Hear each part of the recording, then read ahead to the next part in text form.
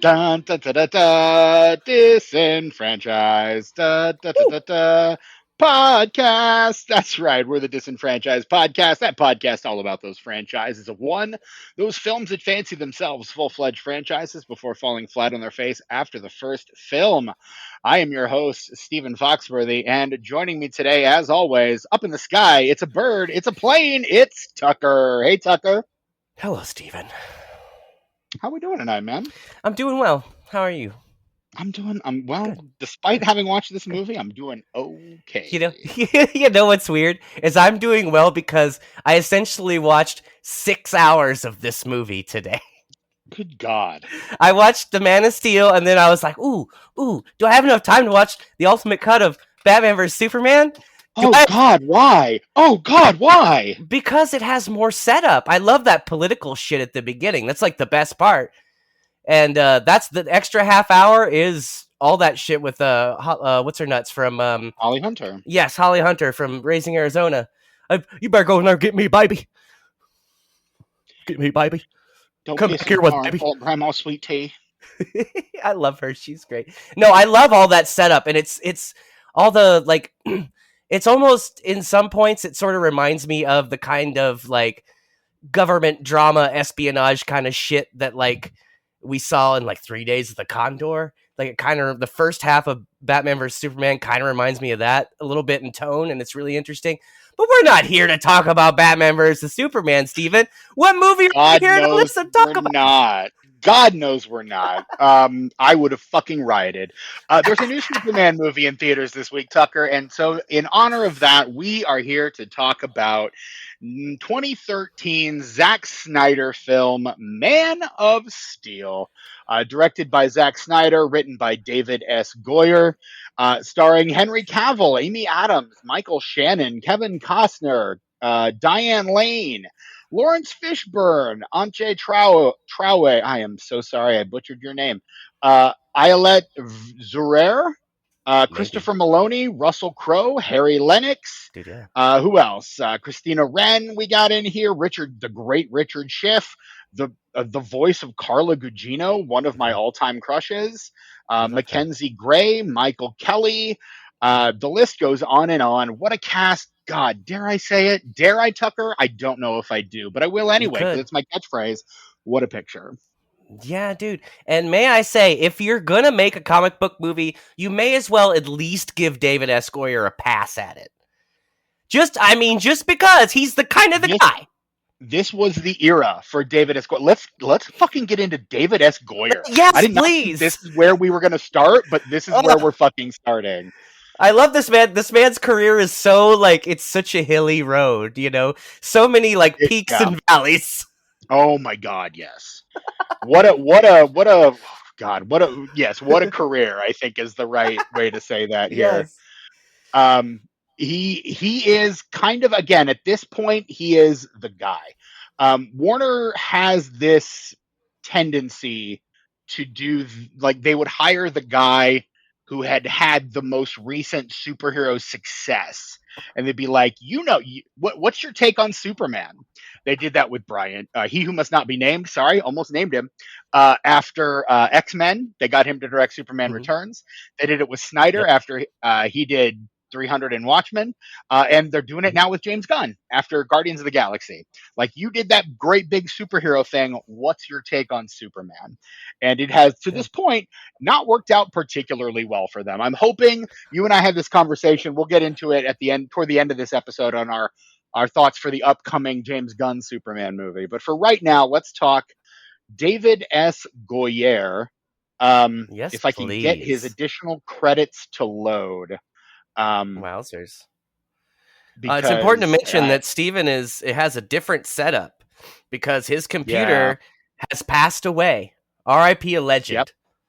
Steven's R.I.P. computer. my old computer and Yeah. its tendency to suck nads, Oh, while and not you're in a looking fun up way. David S. Goyer, I will also mention, I don't know if you mentioned it, but Christopher Nolan gets a story credit on this, BT dubs. Yes, he and Goyer both, and Nolan is the executive producer. There was this notion that initially there was going to be some sort of crossover between this and this and the Nolan Batman films that was eventually scrapped.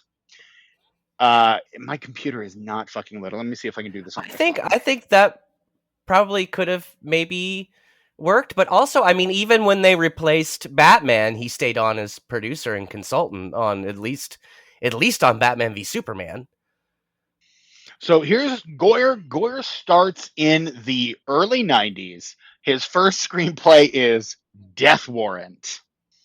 Yeah, And then he dude. does Kickboxer 2, The Road Back. He writes the screenplay for the Full Moon film Demonic Toys. Yeah, dude. Also, The Puppet Masters, The Crow City of Angels, Now, we Dark have to, City. since we are speaking here and no one is looking at this list. Since we said demonic toys, you might assume that when we say the Puppet Masters, we're talking about something in the Puppet Master series, which is also part of the demonic toys series. But it's not. The Puppet Masters is a weird alien movie with Malcolm McDowell or Donald Sutherland. I get them mixed up all the time. I've never actually seen it, You get but the Malcolm trailer McDowell and for it Donald was Sutherland mixed up? I do. The trailer for it was on my Crow VHS, and so I watched it. I've seen the trailer to that movie a lot of times. He writes the screenplay for Dark City, great movie. But Mm-hmm. his comic book adaptation, his first comic book adaptation is the television film Nick Fury: Agent of Shield, starring If I David may Hasselhoff. correct you, Steven, The Crow City of Oh, Angels is his Crow first City of comic book Angels. adaptation, My and apologies. it's I always actually forget. it's actually. Sorry, go ahead. No, I just always forget that The Crow was based on a comic book. Well, and actually, there are some elements of City of Angels that were changed from the original. Well, in the original film, they were changed from the source material, and then when they got a new character, they put some of those elements back in. So, Mm, like, the first two films are an amalgamation of the original. It's like different parts of the original comic. And the okay. second film should have been a good movie. It's one of those movies that I like because of its potential. It's also another movie that Harvey fucking Weinstein got his grubby little hands on and cut to shit, which is why it I was gonna sucks. say, yeah, that's kind of his thing. That's the one with Vincent Perez as the titular Yes, Crow. indeed. Yes. Anyway, you were talking about So Nick yes, Fury, and then we were going to talk no, about Blade, I think. and then we're going to talk about Blade. Yeah, only going to be one Blade because they're not making a Blade movie in the MCU anytime soon. He does Yeah. both Nick Fury, Agent of Shield, and Blade come out in 1998. Blade 2, he's got a writer credit both on Blade 2 in 2020 and 2002 and Blade Trinity in 2004. Then Didn't in he direct that one? 2005, Blade Trinity? Yeah. Did he? I'm going to check. He I think might he have did. done. He did. He He did. might have done. He did. He did. I'm Yeah, telling you, he I did. think your Yeah. computer's running a little quicker than mine right now. I'm using my phone, so. Yep. Well, there you go. But then after that, he jumps from 2004 Blade Trinity. He goes Batman Begins. Like talk about a Oh, I complete love that one. 180 Mm. there. Batman My Begins favorite of the from Blade series. Trinity. It okay, interesting. He also develops the Blade television series in 2006. Oh, fuck anybody who He's says the that's not a screen. good show. It's a really good show. Okay.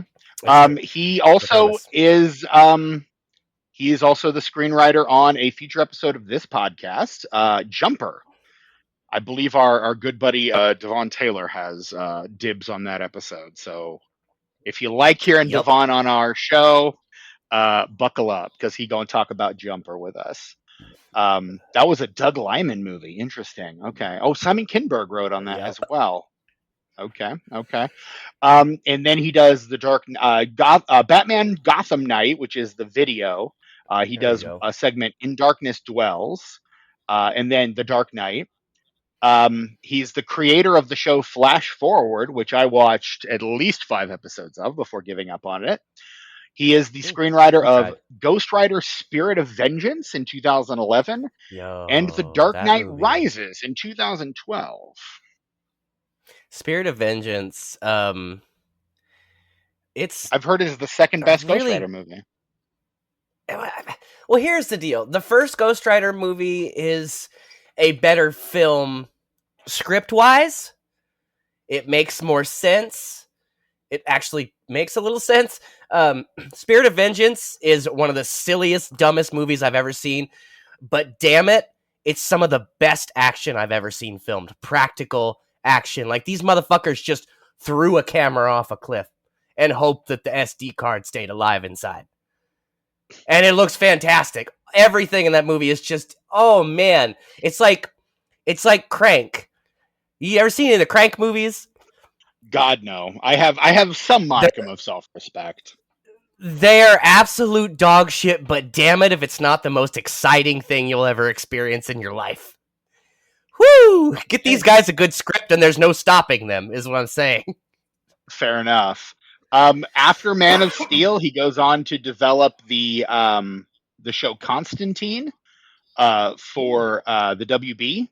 And then he also writes the follow-up to this film. I would not call it a sequel. I know you would, but I would not. Batman v Superman: Dawn of Justice. We can talk about it whenever because it literally opens with a recap from Man of Steel. Okay, it's a sequel. It's a sequel. The whole movie is dealing with the events from Man of Steel. The whole movie is the other movie. And yet, Tucker, it has a combined total over the course of 2.5 to 3 hours, depending on what cut you're watching.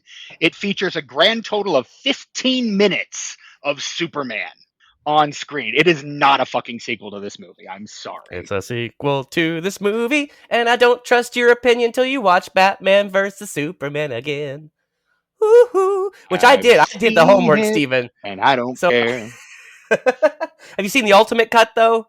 That's the one, man. No. Fuck no. Why would I do that to myself, Tucker? I will tell you why, Steven. Because I went to see Batman vs. Superman at the movie theater, and let me tell you, I hated it. I fucking hated it. But just like Rob Zombie's Halloween 2, which I also saw at the theater, it stuck with me. I was like, man, that sucks, but why can't I stop thinking about it? Why is it not leaving me alone? And then I saw that Ultimate Cut, and I realized why. Because I knew there was something else there. And the something else that is there is a good time. And it's almost like two movies. It's almost like, I don't even know who the fuck she's supposed to be. But anyway, it's like two movies, right? Some fucking scientist, right? I don't know. So here's what I do when I watch Batman vs. Superman Ultimate Cut. Like, the first half is all the political stuff, the build-up, and all of that. And about at the hour and a half mark, you stop the movie, you take a toilet, you get yourself some food, go out for a smoke, come back, you start it, and the action starts. It's very split right down the middle, man. Right down the middle. But as soon as that government building gets bombed, all bets are off. It's time to fuck around. Let's go. Let's go. Let's scoot McNary in the wheelchair. Yes. Yes. Henry Cavill says, and I quote, "I wouldn't call this a Superman sequel. This is Batman versus Superman. It's a separate entity altogether. It's introducing the Batman character and expounding upon the universe, which was kicked off by Man of Steel." But I will argue that everything, I don't care how much Superman is in this movie, everything that happens in this movie happens because of Man of Steel. Everything. Which makes it a spin-off at best, but not a sequel. I disagree, but I respect your opinion, Steven. I think of this as a kind of X-Men Origins Wolverine kind of a thing. Okay. Because that one did end up starting its own sort of franchise of Wolverine movies, but it was intended to do something different. Yeah. This was intended to start a series of Superman movies, and it didn't do that. What it did was they used it as a way to jerry-rig in a Justice, because this movie comes out a year after the Avengers, after Marvel proves that you could do franchise superhero storytelling. And so everyone wants to get on that bandwagon. The problem is DC already has this movie in the pipeline. So instead of developing a sequel to Man of Steel, which they probably should have done, they instead design a backdoor pilot to a Justice League movie. Justice League in our lifetime is basically what the mantra becomes. Oh, but guess what? The Batman vs. Superman is the first time you get to hear that banging fucking Wonder Woman theme. Holy shit. Bum, bum, Hans bum, Zimmer, bum. baby. Oh my god, it gets me every time. Every time. I don't She like the with Wonder you? Woman movies I that thought much, she was with you. but that theme, holy shit. That theme is so good. One of the best. One of the best. For sure. It's good. It's real It's good. real good. Real fucking good. Is real, real good. But I don't consider this a sequel to, or the Batman v Superman a sequel to this film. I would agree with Cavill. It's its own thing. That said, they did try many times to get a sequel to this movie off the ground, Mm. even as recently as 2018, 2020, and it just didn't work. Like I think after Cavill reprises his role in Black Adam, people were like, "Oh, okay, are we finally going to get that Man of Steel sequel?" And then the gun announcement was made, and that pretty much shot everything that had been up to that point in the foot. Well, that's Um, I think what is so disappointing, because I always heard of like, oh, they're gonna do Man of Steel 2, and I'm like, but they did Batman versus Superman. But at the same time, Steven, I understand what you're saying. He's barely in Batman versus Superman. He's right, also barely fucking in Justice League. Like after Man of Steel, exactly. we just get a little bit of Superman every once in a while. He's always dead or off doing some shit, or we have to Yeah. watch Batman a whole bunch so we can develop that character. You know, Or he in just Shazam, he's only shown from the neck down. yeah, yeah, Like it's shit yeah. like that. And that's I Or mean, in the that's what Flash, you have to bring in Supergirl because we don't have Cavill contracted oh, for this movie. I liked that. I don't remember what that gal's name is, but I thought she was fantastic. The perfect She like did a good yin job. to his yang, like the anti-Superman almost. She was so emo. I loved it. Right. Excuse me. But yeah, the initial conceit. Here's the thing about Superman movies. Everyone always says if we get a sequel, we're doing Brainiac, but no one fucking puts Brainiac in the first movie. The No. first movie is always either Luthor or Or Zod. Zod. That's Yeah. it. Those are the only two villains from the comics that have ever shown up in a Superman movie. Which is why I was kind of hoping Gunn would go Brainiac because no one's ever done Brainiac before.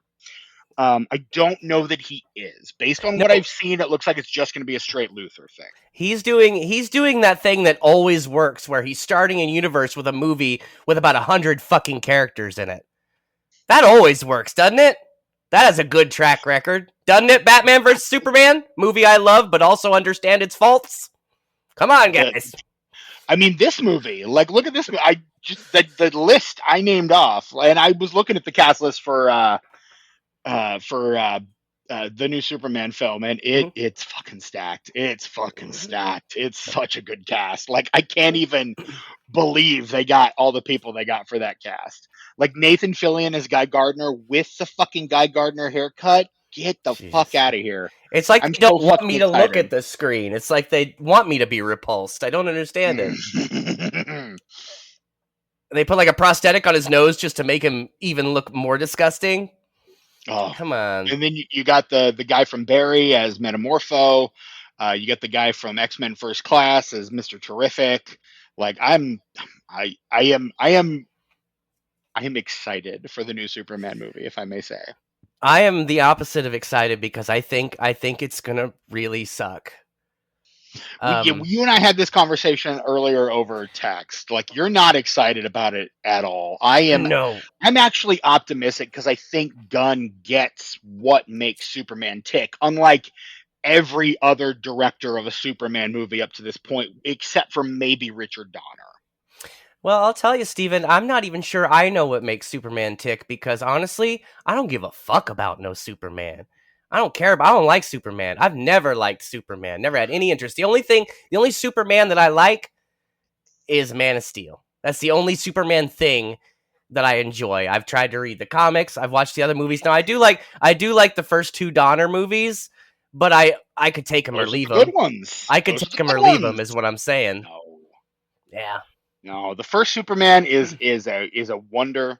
It's like the initial comic book movie. It's the one that basically told us comic book movies could be viable. Mhm. Um, and then the second one, intended to be filmed concurrently with the first one, the Salkins and Richard Donner got into a bit of a thing, and Mm-hmm. basically he got kicked off the movie. They brought in Richard Lester to basically be to as a patsy, as a scab, essentially Yep. to finish the movie. And then he directed Superman 3, which is awful. Mm-hmm. The only thing worse than Superman 3, Tucker, is Superman 4, The The Quest for Quest for Peace. Peace. Yes. God, that movie sucks ass, It's and not really in a fun bad. way. Not No, in a fun way. Canon was running out of money, and they're like, "Man, we gotta do something. Doesn't matter if it's good or not, but we gotta fucking do something. Damn, we about Christopher to go Reeve over won't there." come back unless we give him script approval, so we got to have this whole anti-nuclear weapons thing going on in there. Oh man, and we got to have John Cryer, for kids. Yeah, Oh my god, it's yeah, is rough, is real rough. garbage. And then I mean, we will talk about Superman Returns one of these days. Which I will agree with you, Steven, that even though I would say it's technically a sequel to at least the first two Donner Superman movies, it's also kind of a legacy sequel slash reboot at the same time. So, like, I think it counts for our format for sure. None of the events of that movie or none of the events of the first two movies are even alluded to in that film at all. It really is just aesthetically a sequel Mm-hmm. more than it is objectively a sequel. So I feel like it counts. Yeah. Unfortunately, we already have something on the schedule for when the Supergirl movie comes out, which is the Helen Slater 1984 Supergirl movie Oh, with good. Faye Dunaway. Dude, I can't wait to watch that with you because I loved that when I was a kid. I watched that movie constantly, I've but never then seen that. I got older and I watched it and it's utter dog shit. Yeah, no, that's It's the real impression that I fucking get. bad. I don't know why I liked it when I was a kid, but man, I must The have a crush on only Homegirl or something. must have been it. The only connection between those is the guy who plays Jimmy Olsen. He's the only thread that connects those movies. Can I tell you what Zack Snyder thinks of Jimmy Olsen? Oh God, no! We know what Zack Snyder thinks of Jimmy Olsen. Batman versus Unfortunately, Superman, one of the first scenes. Okay, hi, I'm Jimmy Olsen. Okay, 2 seconds later, two to the head. Bye, I was Jimmy gonna say Olsen, shot to the fucking motherfucker. head, and that I think is part of my issue with this movie Mm-hmm. is the fact that Snyder doesn't seem to get Superman. Like they're fundamentally Superman is a beacon of hope. Like my letterbox review for this is the quote on my world it means hope, as talking about the S symbol Yeah. on his chest. On my world it means hope. And then underneath that the another hour and a half of the most hopeless imagery ever committed to a superhero film. Like it's just like Snyder doesn't understand hope. Like he doesn't understand what Superman is supposed to be. Superman is an aspirational figure. He's a Christ figure. And while Yeah. Snyder does lean heavily on the Christian imagery, which we will get to, trust me, we're going to take a stop in Steven's Christianity corner on this episode. Yeah. While he does lean heavily into that imagery, I don't think he understands it. I think he's just using it as a way to kind of like draw in a certain crowd without actually understanding what it means, because there's no altruism in this Superman. There's I no there's no connecting with humanity in this Superman. It's all he's very detached. Well, I think that's kind of the point, and I think when you say Zack Snyder doesn't understand what Superman's all about, I would argue that it's not so much that he doesn't understand it. It's kind of like Watchmen. Like Zack Snyder gets Watchmen. He was originally going to do the original ending, but it just he was like it doesn't. I don't know for this adaptation. That's not really what we're trying to do, and I mean, I think with Man see of our previous Steel, episode on it's Watchmen. kind of the We same get thing. into the He gets Snyder it, but I think understanding Superman Watchmen as is a whole. detached for a reason. That's the whole point, is that he's trying to be human. He wants to be part of humanity, and part of what he has to do is he has to save it to become part of it. And he struggles with that the whole span of the DCEU. That's what he's doing. In Batman vs Superman, that's what he's doing. In Justice League, if they gave him a fucking chance, that's what he would do. he's trying to connect with humanity. He wants to be human. He's trying to prove to people that he is. Okay. All right. Yep. Okay. Steven's gone. 5 minutes later. And take two. Hey. And we're back. But no, I mean, see our Watchmen episode from my thoughts on Snyder's take on Watchmen. I feel like and that's another one where I feel like he fundamentally misunderstands the point of what Alan Moore is getting at. The point is not that these guys look cool, and Snyder makes them look hella fucking cool. Very cool, yeah. They're not supposed to be cool. They're supposed to be sad, pathetic losers. That's the point. Mm-hmm.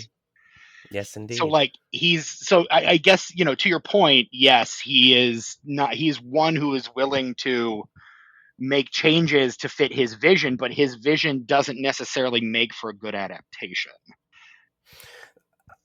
I will agree with that to a certain extent, but I also think that adaptation can be a lot of things. I agree. And just like with Man of Steel, for example, I do agree that this is a different Superman.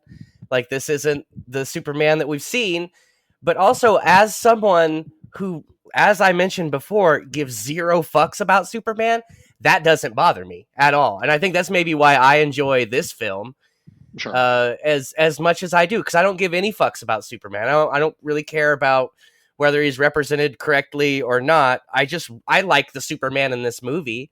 I like the character in this movie, and I like the way that it's presented, and I like his struggle. I like it. I like it a lot. But that is counterintuitive to the typical struggle that Superman tends to face, which I think is the problem. Mm-hmm. Because Superman is is the creation of two Jewish immigrants. His story is, in effect, the immigrant story, the story of the Jewish diaspora, for all intents and purposes. Mm-hmm. Superman's a Jew, which makes the Christian imagery in this movie kind of hilarious. But we'll get it. I'm going to keep punting that ball down the road. We'll get to the Christianity. We have to. We gonna get to it. I mean, he's 33 in this movie, Steven. He's 33. Don't think I didn't notice, Tucker. They put a button on it. I'm getting sidetracked. No. Yes. Oh, like, can't wait till we get to that corner. I have so much to say too. We're going to be visiting a couple corners around the room. Yes. But the idea is that Superman is kind of the perfected Jew for all intents and purposes, right? He is the notion of Jewish exceptionalism. You all right? Yeah. Yep. Woo. He is the personified exemplar of Jewish exceptionalism. He's an aspirational figure for his creators. Mm-hmm. One of the creators is a child who saw his father killed as a child, and so he creates a character that bullets can bounce off his chest. Like, these are not accidents, right? Superman was not formed in a vacuum. There's a story behind it, but the notion is that he is, as he says at the end of the movie, as American as it comes. He is an exemplar of truth and justice and the American way. And I don't feel like Snyder gets to the core of that idea here. I think he's very concerned with the American way. Truth and justice, significantly less so. I watched a video. I'm sorry, go ahead. I was going to say, and that shows up even more in Batman versus Superman. He's even more aloof. He's even more distant in that. And then you throw Batman in there, and this Batman, which, again, I'm all for it, and I give more of a shit about Batman, so I understand that Snyder's Batman is not the best representation of that character, but I still love it because it is different, and I still like it, and I like that Batman in that film, like, he starts out branding people, and in the ultimate cut, you see how that affects people. Right. Like, there's a woman with her child, he brands this dude. Anybody that gets branded by that dies in jail. Right. They kill him in jail. The guards don't care. And Bruce Wayne is coming out of like somewhere, and it's the guy who he branded. It's his girlfriend and child. And she's like, he was a fucking father too, dude. And Batman has kind of a come to Jesus moment. And that's why at the end of Meaning Batman come to vs. Superman Superman, moment. yes, which is why at the end of Batman vs. Superman, he doesn't brand Lex Luthor. He punches the fucking wall behind him with the brand and vanishes. Like he's kind of understood that, and that's something I like about both Man of Steel and Batman Snyder versus as a Superman. filmmaker, that's what we call growth. Yes. Well, and what I like about both of those films is what they do is throughout the entire movie, they show you how shitty people can be, how shitty humanity as a whole can be, how shitty people can be individually, and how shitty we can be as a species. But at the end, it's always like, but there's always fucking hope. There's always hope. There's always good people. You're always going to find good people. This all sucks, but there's always going to be good people. Find the helpers. Find the people helping. You know what I mean? Unfortunately, none of the hopeful characters are the heroes of these movies. I know. And that is the infuriating, because here's the thing that DC as a company does so much better than Marvel. And I was a DC boy born and raised. The barbershop that I went to as a kid stocked exclusively DC comics. And so when I went to the barbershop when I was a kid, after I got my haircut, when my dad was getting his haircut, I would sit down and I would read like the Giffen DeMatteis run on Justice League. I would read like the old John Byrne Supermans. Like I would just pour through those. Love DC, always have. Their continuity got very confusing for a while, so I jumped ship to Marvel because they were a lot easier to understand. But DC is the icons. Superman, Batman, Wonder Woman, Aquaman, the modern myths, if you will. Grant Morrison's run on Justice League, and they are probably my favorite comic book creator of the modern era. The more I engage with their work, the more I really love what they're doing. More even than Alan Moore, who has been a favorite of mine perennially. But Morrison took those characters and essentially, like, he put them on the moon in a watchtower like Mount Olympus. Like the superheroes, and they wrote a book even about superheroes as our modern mythology. And so, like, Superman is Zeus, Batman is Hades, Aquaman obviously is Poseidon. Like he attaches these analogs, these deity analogs to all the members of the Justice League, and essentially creates his own pantheon of superheroes, which is I apologize for misgendering Grant Morrison. They put these characters in, and so they are the myths. They are the icons. They're the ones we look up to. They are the bastions of hope. Snyder doesn't have hope. His Superman is a hopeless endeavor. Like, I'm watching this and Superman is, she goes, why, what's with Lois Lane says, what's with the S? And he goes, it's not an S. And she goes, it looks pretty much like an S. He goes, no, in my world, it means hope. And then what follows is an hour and a half of just the most hopeless imagery ever committed to a superhero movie. Like, it's cities being decimated in the wake of these two gods just battling it out without any care for the people that they are crushing in their wake. Like, it's so fucking hopeless that and yet at the end of the movie, we're supposed to see Superman as this messianic figure, but nothing in the movie outside of the obvious Christ imagery that Snyder's going, really leads us there. Like, he's trying to point us in that direction, but none of the subtext gets us to that point. And that's what Superman is supposed to be. He is, quote unquote, the best of us. That's the point of Superman. And the loneliness and isolation that he feels is as a result of that elevated status that humanity gives him. But this is a humanity that, like Batman, hates and fears him.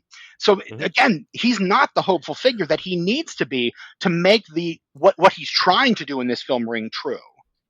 Well, and I think I agree with everything that you've said, but as I've said before, like I said, I don't give a shit about Superman. I know. And I am really also into contrast. I'm really into not doing the thing that is expected, and I think that this film kind of does that. And I cry, Steven. I cry during Man of Steel. I cry, number one, when Pa Kent dies. It's that Oh, look see, that he gives him. I don't fucking cry about that at all, but we'll get to That's only that. because you don't like Kevin Not Costner. only because I don't like Kevin Costner, but that is a big part of it. Let's be real. But no, he reminds me kind of Dexter's dad, where he's like, you can do this, but don't let anybody know. And he dies like trying to keep his secret. And just that look that he gives him, because Clark is about to zip in there and grab him, and he just gives him a look, puts his hand up, and I sob every time as it just takes him. I also sob incessantly when he breaks Zod's neck, because Henry Cavill, I think, really, really sells the turmoil, the what Superman is going through when he makes the decision to do that. And it's the decision that's really a Batman decision in the comics, to where, like, in the Dark Knight Returns, when he snaps Joker's neck, that's basically that. And the whole thing is Joker like, snaps his own neck. That's the difference. Yes, he does. I know. Batman stops just short.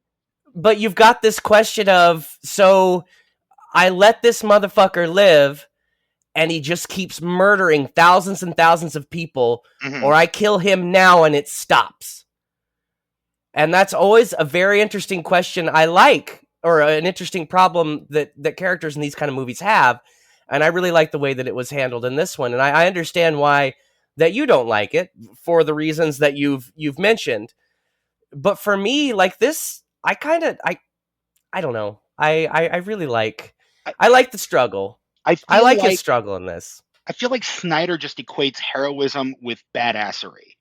And that's not what heroism is. Like, the idea is, to be a hero is to make the tough decision without a loss of life. It's why these characters like the Joker, and it's why, despite the problems that I have with Frank Miller as a person and in his portrayal of Batman in those comics, and it gets progressively worse the more it gets so much worse. Yeah, it gets so much worse. Like, for a while, I think it was fair to say that, and maybe even it still is, The Dark Knight Returns may be the quintessential Batman story in comics. Like, it's don't read the sequel. Don't do it. Don't read either of them. He made another. Don't do it. Oh fuck. He made another one, and the Dark Knight continues to return. And I read Strikes Back, and it soured me. It actually made going back to Returns hurt more. Chihuahua, yeah. Like, it's one of those sequels that makes the ones that preceded it feel even worse as a result. Like Rise of Skywalker. Like, I hated Force Awakens more after watching Rise of Skywalker. Like, that's how much that one hurt.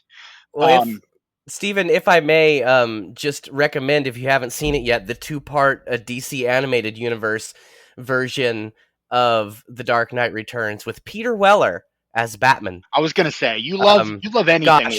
So gosh, well, and I mean, that's what drew me in. Also, I've read The Dark Knight Returns, and I quite enjoy it. So both of those things got me there. It's a 2-parter, and it's their best 1-to-1 adaptation. Now, what's the one where Joker shoots Barbara Gordon?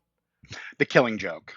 Yes, that one would be right up there with if it didn't have the wraparound where Bruce and Barbara are fucking the whole time. Yeah, I don't like that. I like either. Bruce Timm, what are you doing? Well, I know what he's doing. I've seen his drawings outside of Batman animated series. He's a horny motherfucker. He's wait for very small women. Yeah, and that's called just small, small women, not young. We're done. Just small. We're done. Let's move on. We're moving on. Just small. Fucking stop. I don't know, because again, I in the dark, and again, despite, as I was trying to say, despite my problems with the way the Dark Knight, with Frank Miller's portrayal of Batman, at least at that point, he had the restraint enough to know that a hero stops before delivering the killing blow. And for Snyder, that's never the case. No. He's like, I know in the comics Batman doesn't use guns, but my Batman is going to use guns, and he's going to fucking shoot people in the face, because that's what badass heroes do. And I'm like, no, that's not what these badass heroes do. You're thinking of the Punisher is who you're thinking of, and I don't think anyone would classify him a hero. He's an anti-hero at best. But, like, let's not fucking confuse the issue. Like, Superman has never been that. Like that, and that's the point of Superman. He finds a way without the killing. He finds a way without having to resort to that. And that's what makes him a hero. That's what makes him a beacon of hope. To see him resorting to that, I understand what Snyder is trying to do. I get it. What I'm saying is it's a fundamental misstep when you're adapting Superman. You can make up some other character and have him do that, but not Superman. There's an incredible comic, and it came out in 2001. I remember reading it my senior year of high school because my buddy Justin Knapp, who I may or may not have invoked on this podcast before, he is the first person to ever get 1 million edits on Wikipedia. I know that That's your guy. I went boy. to high school with that guy. I have known that guy since I was in kindergarten. You love that Is guy. one of my oldest friends. I do. I love the man to death. He is such a good dude. He loaned me this comic, and I remember reading it in my study hall because I did all my homework the night before, bitches. And it's written by Joe Kelly, I believe. Yes, Joe Kelly.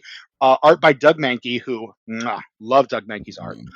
It's Action Comic 775. It's called "What's So Funny About Truth, Justice, and the American Way," and it's coming in the wake of these comics like The Authority, where Warren Ellis and Mark Millar, two guys who you should probably not do a lot of research into if you want to respect their work, and if you don't, then by all means read up. They're horrible people. They were like these basically these superheroes were like, we're superpowered, we can do what we want, so the world better step in line with what we want, or we're gonna fuck you up. And so it's like, how does Superman relate in against these kinds of characters? And so Joe Kelly essentially creates an authority-esque analog, and Superman has to fight them, and the world is turning against Superman and turning toward these characters. And it is this whole issue, and I highly recommend, if you can find it, read it. It's an incredible read, but it essentially is asking the question, what's the point of Superman? If you've got these guys who are willing to kill, who are willing to do the shit Superman won't do, he's a big blue Boy Scout. What's the fucking point? Why does the world need a character like this when we've got these badasses over here? And it articulates so incredibly well why Superman is important as a character. And again, I find Superman a difficult character to relate to at the best of times. But when he is written well, like he is here, like he's written in Grant Morrison's and Frank Quitely's All-Star Superman, and I would say those are the two best Superman stories that I've ever read, are What's So Funny About Truth, Justice, and the American Way and All-Star Superman. Those stories do such a good job at articulating and illuminating the importance of the character. And nothing made me more excited than when James Gunn said, hey, I am using All-Star Superman as a big source of inspiration for my upcoming Superman movie. Because it's such an incredible story, and I'm planning on reading it before I go see the new movie. It's 12 issues. I've got access to the DC Universe app. I'm going to do it. It's such an incredible articulation of what makes Superman essential as a hero. And Zack Snyder clearly never read either of those books, is what I'm saying. Apparently. I agree with everything that you said, to the point that I trust your judgment on these things, because I've not read any of the stuff that you've mentioned. You should. It's really good. But I think what we got with the Snyderverse, especially when it comes to Batman and Superman, is we didn't get the Batman or Superman that we wanted, to quote the Nolan movies.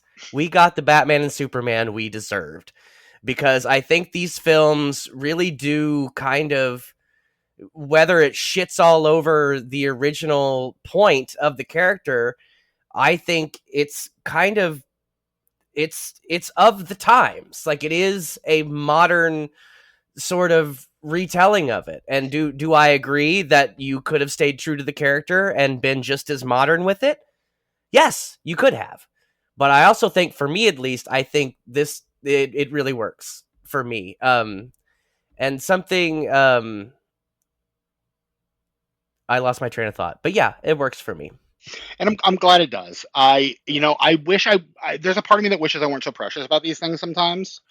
And here's the thing, I'm not as precious as I know some people are about these things. Yeah. But again, as someone who kind of grew up on this shit, like it, and these are, and if these are in fact the stories of our modern mythology, then it matters the kind of heroes that we're attaching ourselves to.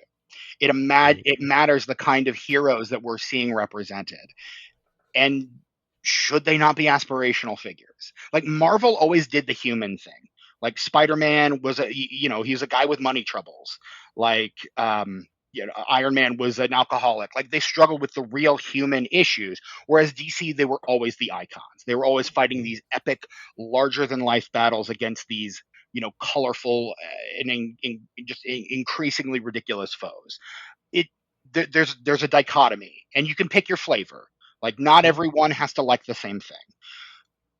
DC never was able to find its footing with the comic book thing. I think I mentioned in the first half or the first part of the episode, Warner Brothers would always try to get the guy who had made the last big comic book thing. After Schumacher and Batman and Robin kind of fell apart. Shit the bed, yeah. Yeah, more or less. They were like, okay, well, let's, Christopher Nolan did the Batman thing. He had never done a comic book thing, but we're like, okay, we need someone to take over after, someone to do Superman. Hey, let's get the guy who did the X-Men movies. People like the X-Men movies. Let's see what he wants to do. And what he wanted to do was just a pastiche of the Donner films. Not really even a sequel to the Donner films, just a pastiche of the Donner films. And so we get Superman Returns. And people are like, not this. Because that one comes out again, like right around the time of Spider-Man 2, and we're kind it's of like pushing 2005 or something, right? we're pushing these things into new directions. Yeah, something like that. We're pushing these things into new directions. We're doing different things with them, and so the throwback pastiche thing just doesn't vibe with what's going on. And so then we get, well, Zack Snyder does Watchmen and 300, and you guys like those, so what if he does Superman? And that is moderately successful. I mean, they give him the entire, like, they basically make him the Feige of the DC universe. The problem is he's riffing on the problem is twofold. One, he's riffing on what Nolan did successfully with the Dark Knight trilogy, which is dark and gritty and grounded. You can't do a dark, gritty, grounded Superman. I mean, you can, but what you get is this, which again, I feel I've laid out my reasons for why I don't think that works. I'm not going to. Mileage may vary on Correct. that, But for sure. here's the thing, and again, we were saying this off mic, like there are certain subsections of the internet that really loved what Snyder was doing with this kind of storytelling, and they weren't the people that grew up with DC. I would just like to insert here before you go any further. I like Zack Snyder as a filmmaker. I am in no way, shape, or form a Snyder bro, and I do not associate myself with those fucking disgusting people. I'm not a Snyder bro. I feel like Snyder is a serviceable filmmaker. He's certainly an auteur, but I feel like he leans more toward the vulgar auteur side of things. He's got his lane. He's got his lane. He's got a style. He does what he does. At this point, he's just churning out Netflix movies, and I'm okay with that. Yeah, I'm not interested really in those. I feel like he's kind of just gotten on autopilot at this point. I watched Army of the Dead, and I thought it was fine. It's fine. It's okay. And they immediately made a prequel to that or something. Like just ridiculous. Like within a week, there was a prequel up, and I was like, "Are you fucking kidding me?" And then he does like the Rebel Moon, I think is what his new one is called. And then there's already a sequel to that. Like 6 months later, he's got a sequel to that out, and I'm just like, "Yeah, that was." I think that was planned as a franchise. Yeah. 100%. Well, and that's just it. Like he's forcing these things into franchises. It's like he doesn't want us to cover his movies on this podcast, sucker. That's too bad. It really is. I'm sure we can figure out a way to cover Sucker Punch at some point. I know somebody who likes that movie. I know someone who took her very young nephews to see that movie. Wowzers! And that is my partner. Hey, it's the Ants weekend with the kids. I know. Let's go see a superhero movie. Our good friend Caroline likes that one. Okay. Quite a bit. Okay. The only reason I've ever seen it, I had no interest. Even though I like Zack Snyder, I saw that trailer and I was like, I don't think that's for me. I'm checking my shelf right now because I'm pretty sure we own that one. Uh, It's like most Zack Snyder films, not a lot of substance, but a lot of fucking style. and And most of the that's time that works. that's Sometimes the it doesn't. and I'm Most of the time it very works. much a substance over style kind of person. Now, if you can add style to the substance, so much the better. But I'm not. I like Michael Bay, not my guy. I Yeah, appreciate what he does, and again, he's got a he's good style. at it. He's And good he's at it. Yeah. very good at what he does, better than most people making movies of his, Mm-hmm. like most of his disciples that came after him, better than they are for sure. But Yeah. again, that's not my thing. Like that's Yeah. not. No, that's fair. That's totally Whereas valid. someone like Ryan Coogler, I watched Sinners for the second time this past weekend, I and watched it too. that movie is a perfect blend of style and substance. Like Mm-hmm. I it is a agree. movie that has something to say, and it tells it very well with a lot of splash and a lot of style. And Mm-hmm. that's what I love about that. Whereas I think Snyder is, like Bay, a style over substance kind of person. And again, there's a time and a place for that. It's just not ever going to be my go-to. I think with So I'm Zack not Snyder, disparaging him as a filmmaker. I'm disparaging him as an adapter of Superman is what I'm doing. I think that you can see that Snyder wants to put substance in his film, but in his films, but I think the style just wins over. Right. Most of the time you see the hints of it. Like And you'll see something, you'll be like, "Oh, that's kind of wow!" Like, "Oh, that's a you had to think about that one for a second, and the next second it's just slow mo and things blowing up." also, You're some like, people "Oh, you just aren't that tried." deep, you know? Some Yeah, people just and aren't that that's deep, fine. and that's okay. That's fine. And that's okay. Like We I'm still not love those people. exactly. I'm not going to go into a Zack Snyder movie expecting like deeply resonant filmmaking. I'm not going into a Snyder movie expecting the next Academy Award winning film. Mm. Because I don't think that's what I'm going to get out of Zack Snyder. I would love to be proven wrong. Zack Snyder, prove me wrong. But I don't think that's what I'm getting. Now, something that I've learned, Steven, because I don't know if you know this, but after your internet shit the bed last night, spoilers, listeners, Steven's internet shit the bed last night. So the first 20 minutes of this podcast we recorded last night, and then we're here tonight doing the rest of it. It was And closer to half an hour, but yeah. and it was about 10 o'clock last night when it shit out. And I was like, all right, Steven, well, we're going to do this tomorrow, and I'm going to go watch Justice League.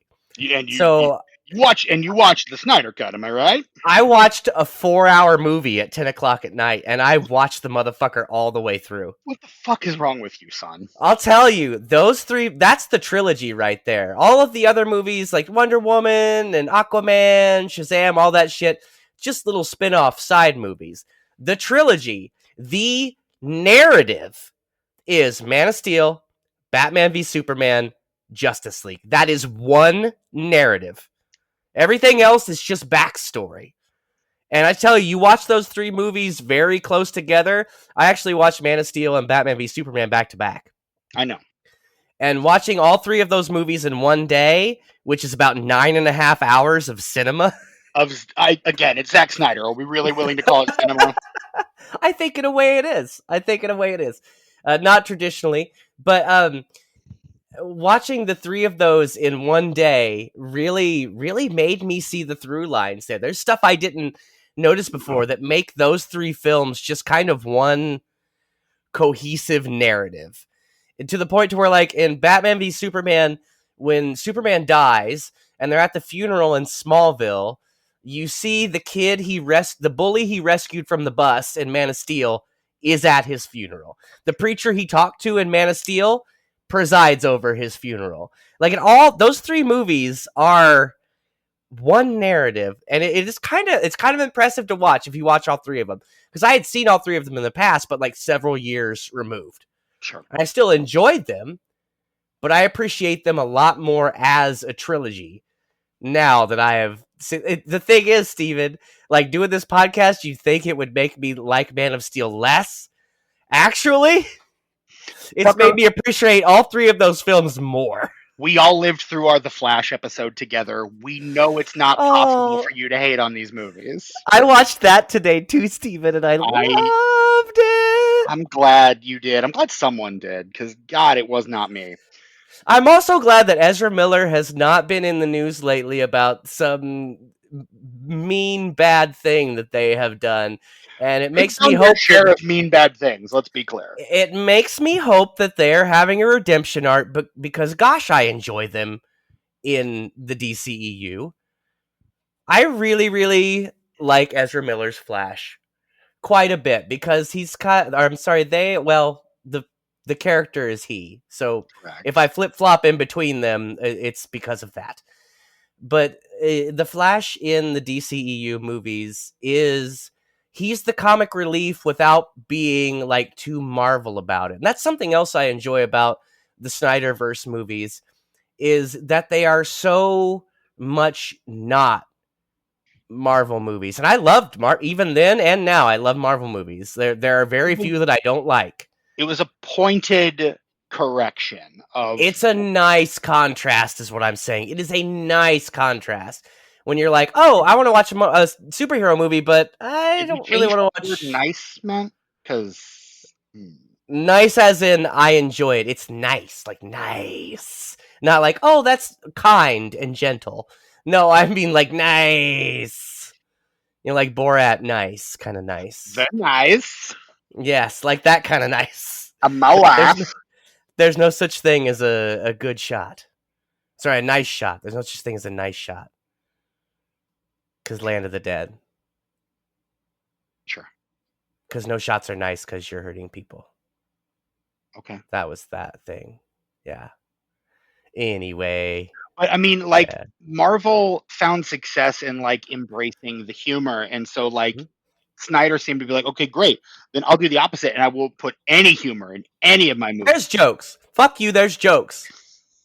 There are jokes in these movies.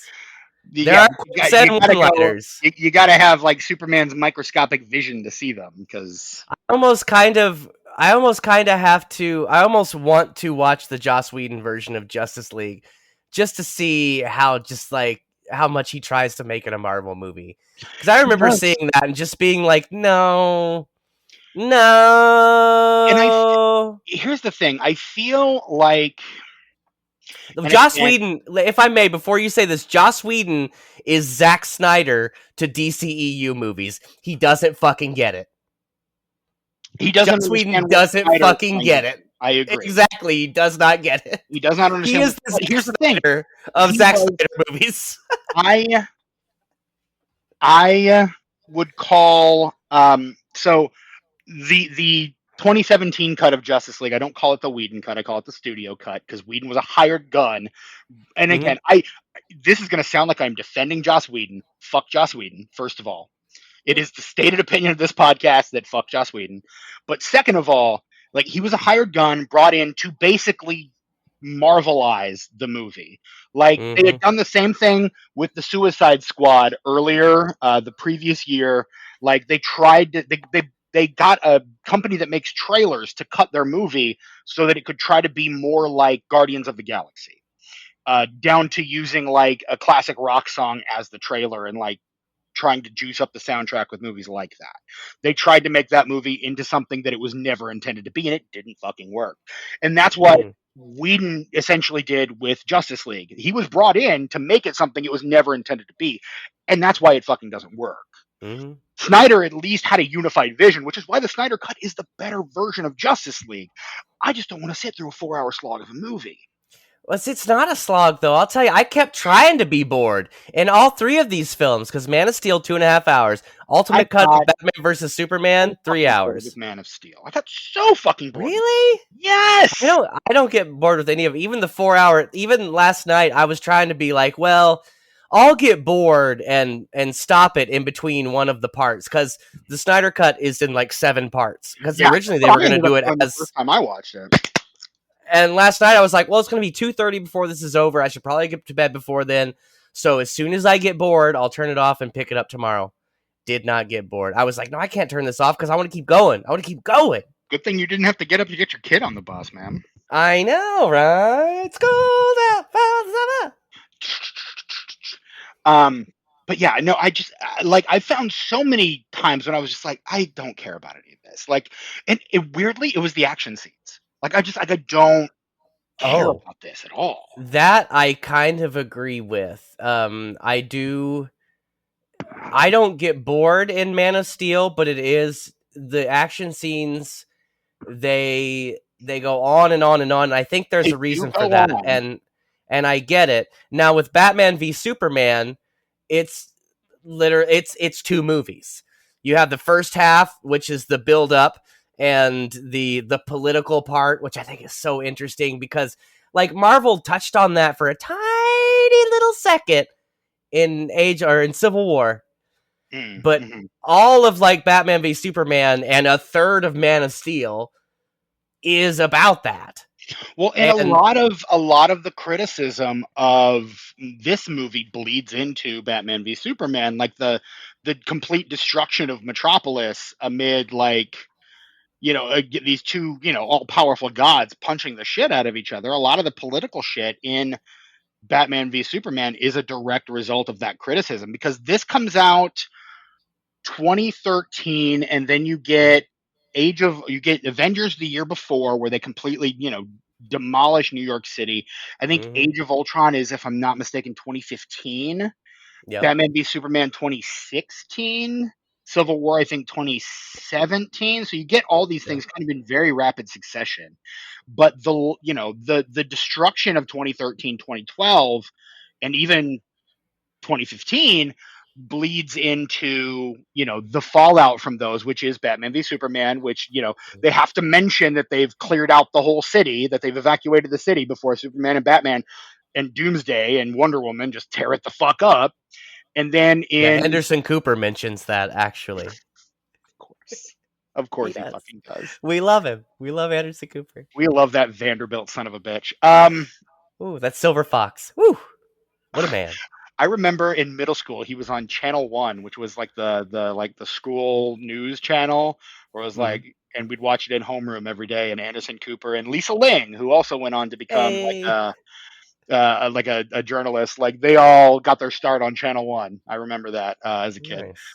Anyway, Nice. neither here nor there. But and then in Civil War you get the Sokovia Accords. Superheroing is now illegal because y'all just turn shit up.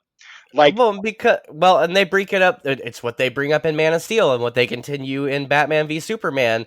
It's like, yes, like you are all powerful, and for now, you seem loyal. You're loyal to us for now, but who the fuck knows what could happen? Who the right. fuck knows what could happen? And the thing I really appreciate about the first half of the Ultimate Cut of Batman v Superman is it's like a South Park episode where like you see both sides and you're like, I kind of don't know. Like I see what they're saying and I see what they're saying and I don't really know where I land. And I really appreciate it. I appreciate a movie that asks a shit ton of questions and never answers them. I I appreciate ambiguity, but I at least want the filmmaker to have an idea of what they're trying to say. Hmm? Because again, there are a lot of people on the wrong corners of the internet, Tucker, who are quote just asking questions, Ugh. and at some Why point they gotta ruin everything? answers need to be provided and listened Yeah. to and followed. Mm-hmm. This is a weirdly political episode for us. Hey, I guess that's what these are happens when you start talking Snyder Bros. these are weirdly political movies. And again, that's another kind of a thing. Like I think you can have those political conversations, but I, and one of the problems I have with the Frank Miller Batman, which is I think the Batman that Snyder most resonates with, is that he's at heart a fascist. Yeah. And I Well, I mean, Batman in general. Even like I was watching The Flash today, and at the beginning, when the Flash saves all the babies at the hospital, and Batman's at the bridge getting babies in a Falcone's microwave, kid, right? Yeah, and Wonder Woman comes in, boy, like I don't even care if she shows up for no reason. Just hit that theme song. Hit that button. Hit it. Let's go. Anytime. Just bring her in just so we can hear the theme song. I don't give a fuck. Tucker getting But they juiced do. over here. That's what it's every time. Like, when are they? Is it the theme song yet? Okay, good, fantastic. So she's got Falcone's kid with the lasso of truth, but Batman's arm is in it too. And Batman is talking about how he could end poverty and crime with all of his money, but he wants to play dress up and beat people up instead. Mm-hmm. like Batman gets real with it, and like he's very embarrassed afterwards. Like Right. Batman drops some knowledge about who he is as a person. Like And he's a fucked up individual who Nolan just wants to that beat the too. piss out of people. Nolan gets into that too with the Dark Knight. Like he Yeah. sets up a fucking surveillance state. With that surveillance shit, yeah, In it's the like, Dark oh, Knight. Batman, that's a door you don't want to fucking. And Alfred even says that he's like, that's a door Yeah, you don't want to open, homie. You don't want to do exactly. that shit. Right. Batman's And like, I mean, and that's what Morgan Freeman's like, this is it. Like after this, I'm done. Like this is the last thing I do for you because this is a bridge too far. You are fucking Red. crossed the line. I'm just gonna do it once, Red. I'm just gonna do it once. Don't worry. God, I mean Red. I mean Fox. Lucius Fox. Why do we call you Red? Is it because you're Irish? A bag of reefer, if that's your thing. Me and Bruce Wayne. Get Never busy saw living. eye to eye. Or get busy dying. You remember the name of the place? Zewatemeho. Can we just get a remake of Shawshank, but it's Patrick Bateman I mean, yeah, essentially. Christian Bale as Batman as Andy Dufresne.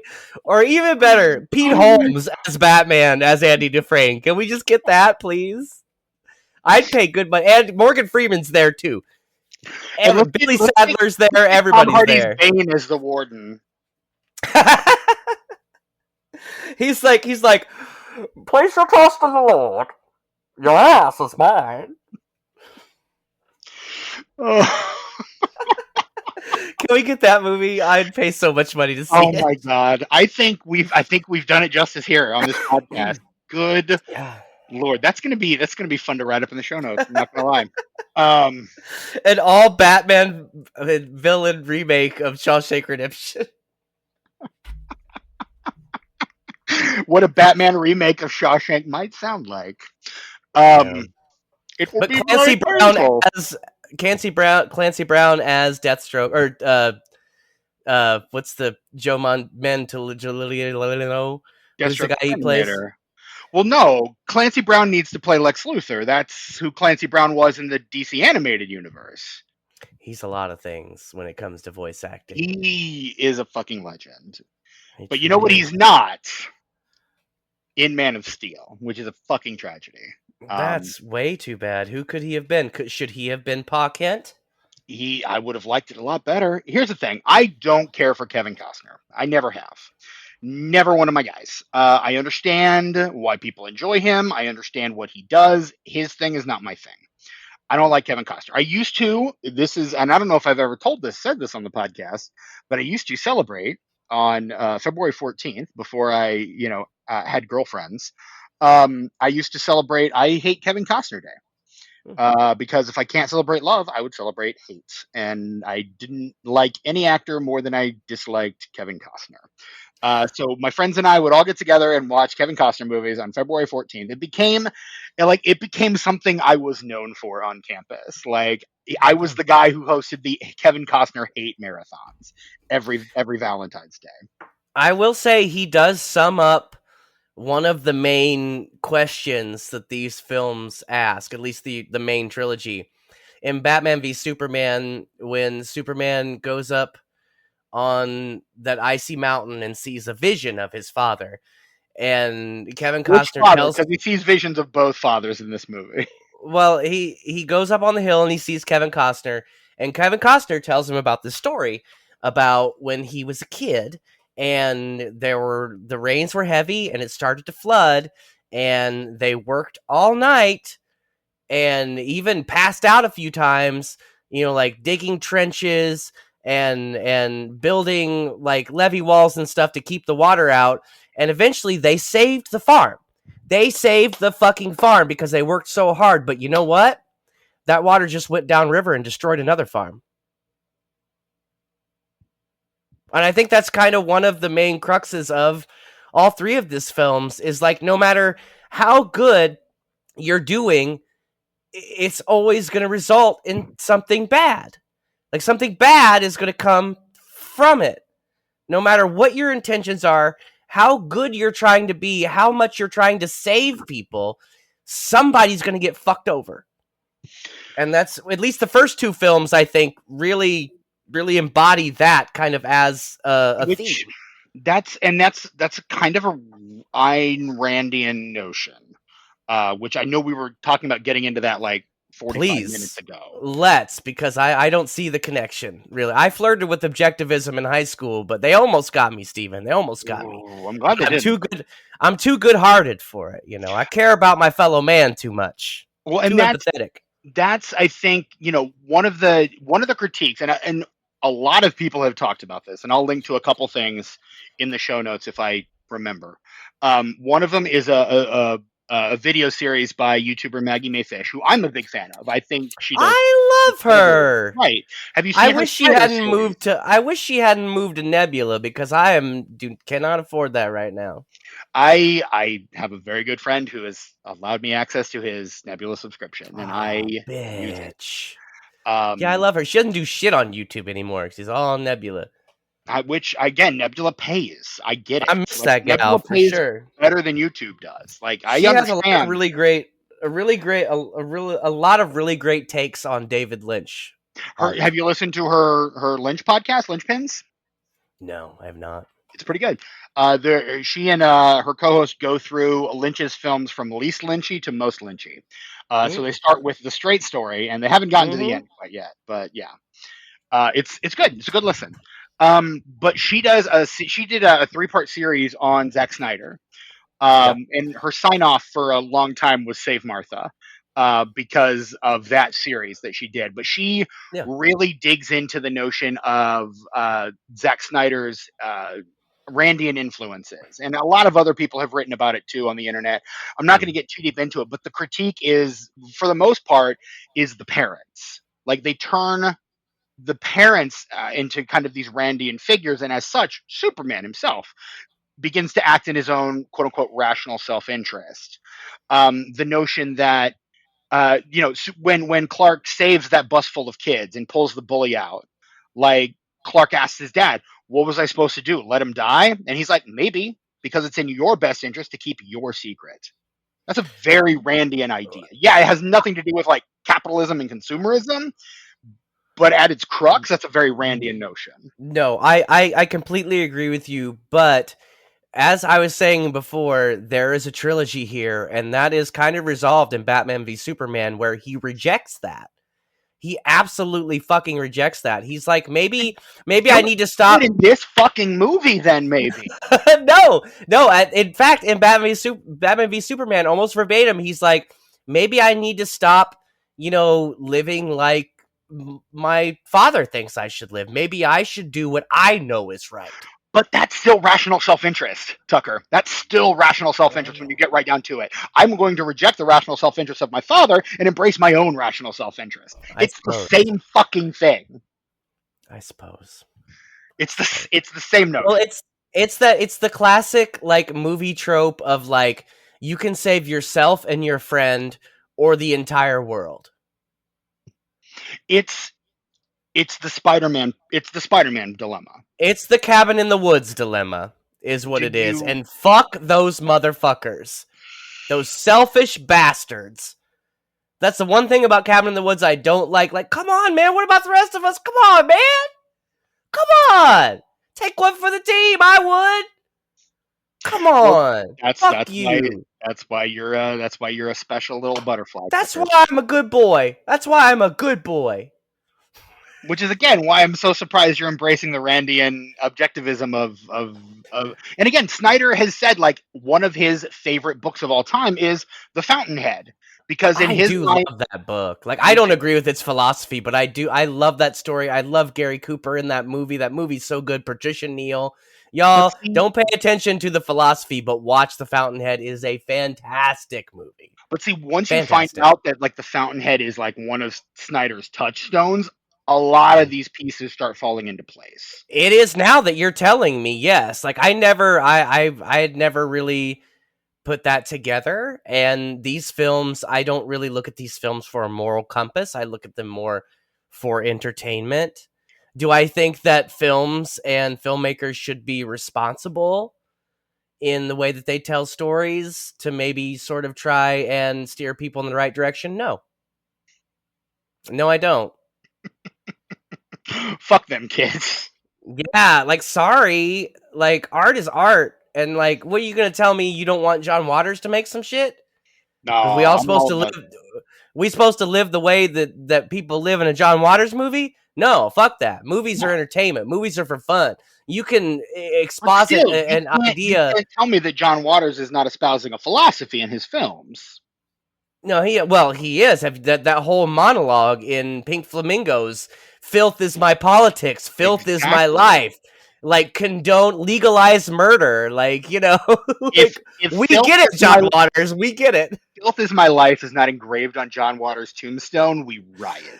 I will be really mad. Yes, I love that man too. Though I he is do such a sweet too. man.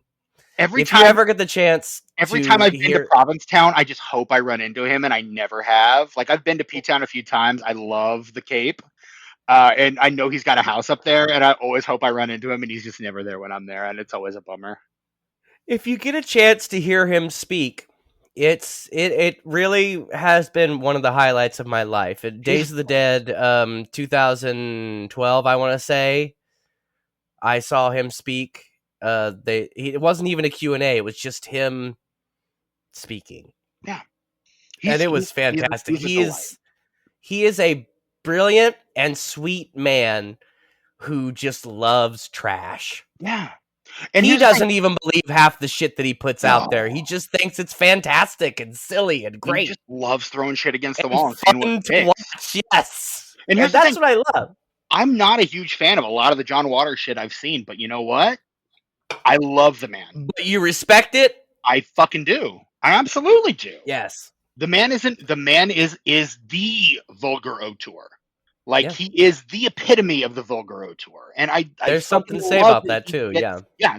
I love that he gets to make the art that he makes. Mm, But and again, it's not for me, but it's for someone. And yeah. it gets someone into art. I don't know that what Snyder does is getting people into art. I think what it does is getting people into arguments on the internet. That's true, and that's unfortunate, and I think that's only because the internet exists, actually. And I kind of think of Snyder the same way that I think of John Waters, though you're telling me that I'm probably wrong because you're saying he's a big fan of the Fountainhead. But then again, I am too, but like at an artistic level, not on a philosophical level. I also Well, like here's the Anthem. thing. You should check out Anthem if you want a You real good Ayn see Rand book. you see Anthem is the fantastic. Randian philosophy creeping in, not just in Man. It's like again, people have made cases for it across his work. I think it's nowhere more clear than in his Superman films, but Mm. like it's there. Like it's there.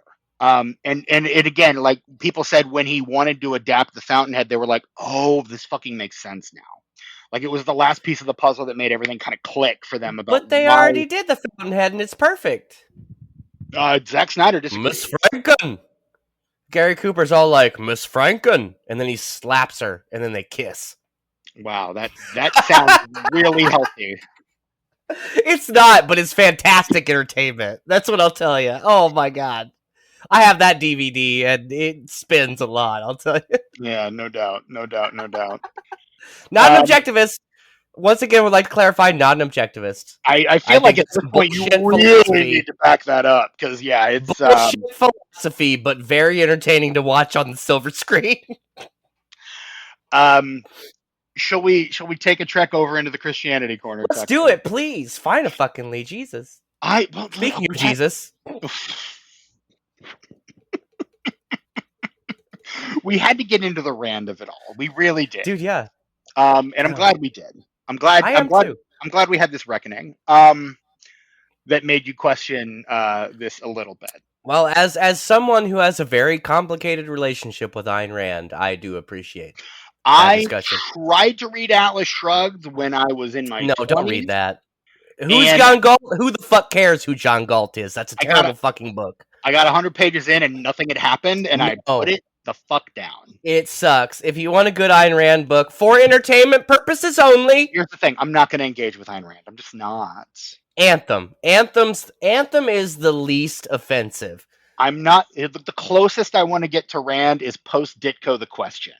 That's as close as I want to get to Ayn Rand. I do like the question. Also, she did a play called Night of January 16th that is very good without having like any ties to objectivism. It's just like a war survival story of like children and families in war, and it's really compelling, like without all the objectivist bullshit. And it is bullshit. Let's be very clear. It is bullshit. I own 3 of her books, but also fuck that bitch. Yes. For sure. Let me be clear.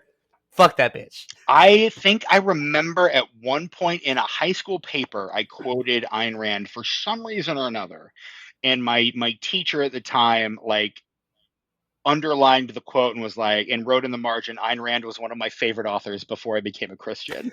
Oh, that's like 4 red flags in one right there. I mean, I came to realize that later.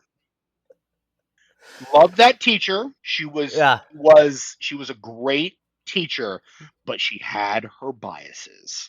It do be like that sometimes. You gotta very conservative because sometimes you gotta take people warts and all.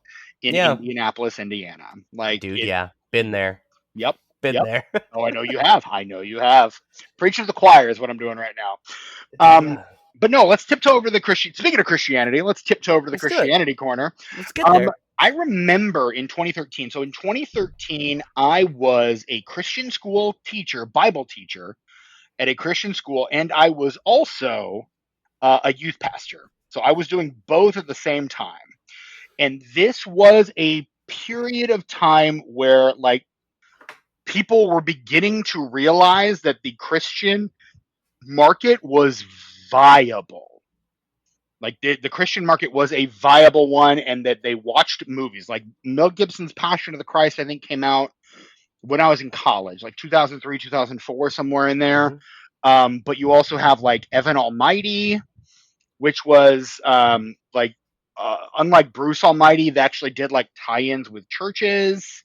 And this movie really tried with to Steve do Carell, that. right? Yes. Man of Steel did tie-ins with churches. Are you fucking nuts? They fucking tried. Yeah, they were selling, like, Please tell me these things. And again, I don't think it was terribly successful given what I remember, but I remember, like, one of the pastors at the church I was working at, like, got a packet for Man of Steel. Like, they were trying to get, like, they were really trying to market hard to the church crowd because they knew the church crowd meant money. Like, this was, I feel like, around the same time that you had, like, 3 different Christian movies in theaters at the same time. You had, like, Darren Aronofsky's Noah. You had God's Not Dead. What the fuck was that all about? Russell Crowe? Jesus Louises. I kind of like it. Is it good? Should I watch it? Is it good? It's doing something. It's doing something. It's trying. I do like things that do things and try. I mean, you might like it. I'm notoriously a big fan of trying and doing things. I will tell you, it is a deeply flawed movie. Like, honestly, so incredibly. And I do like Darren Aronofsky, so, like, maybe. Fuck, I just was like, what the fuck, Darren Aronofsky? How are you gonna do, like, Requiem for a Dream and then do some fucking Jesus movie? Even though it's Noah, but you know what I mean. Right. No, but, like, Noah, God's Not Dead, and Son of God all come out, like, the year after this movie comes out. So, like, the Christian market is gaining. Like, and God's Not Dead was kind of one of those huge touchstone moments. That movie is utter dog shit, and I haven't even seen it. I just know it is utter dog shit. I haven't either, and I will totally agree with you. Yeah. What's the Left Behind? What about the Left Behind series? That was when I was in college. That came out when I was in college. And also, you know what, Steven? If they were left behind, I just wish they'd all been ready.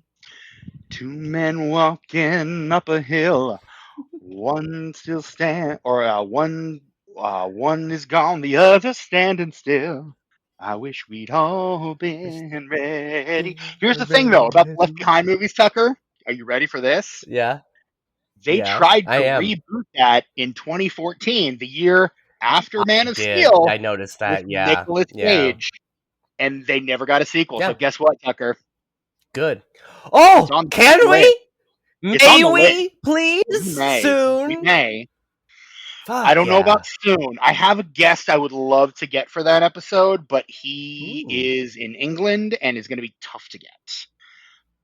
But I really would like, because he is like a theology like he has a doctorate in theology and is really fucking smart, and I would love to get OGD. him on. Look, I'll do it in the middle of the day if we have to. Like, schedules be damned if we need to get Right. somebody like that on for sure. I floated it to him years ago, and he was interested at the time. And I'm not on Twitter anymore, so I'm not sure how to get a hold of him. So Fuck a Twitter.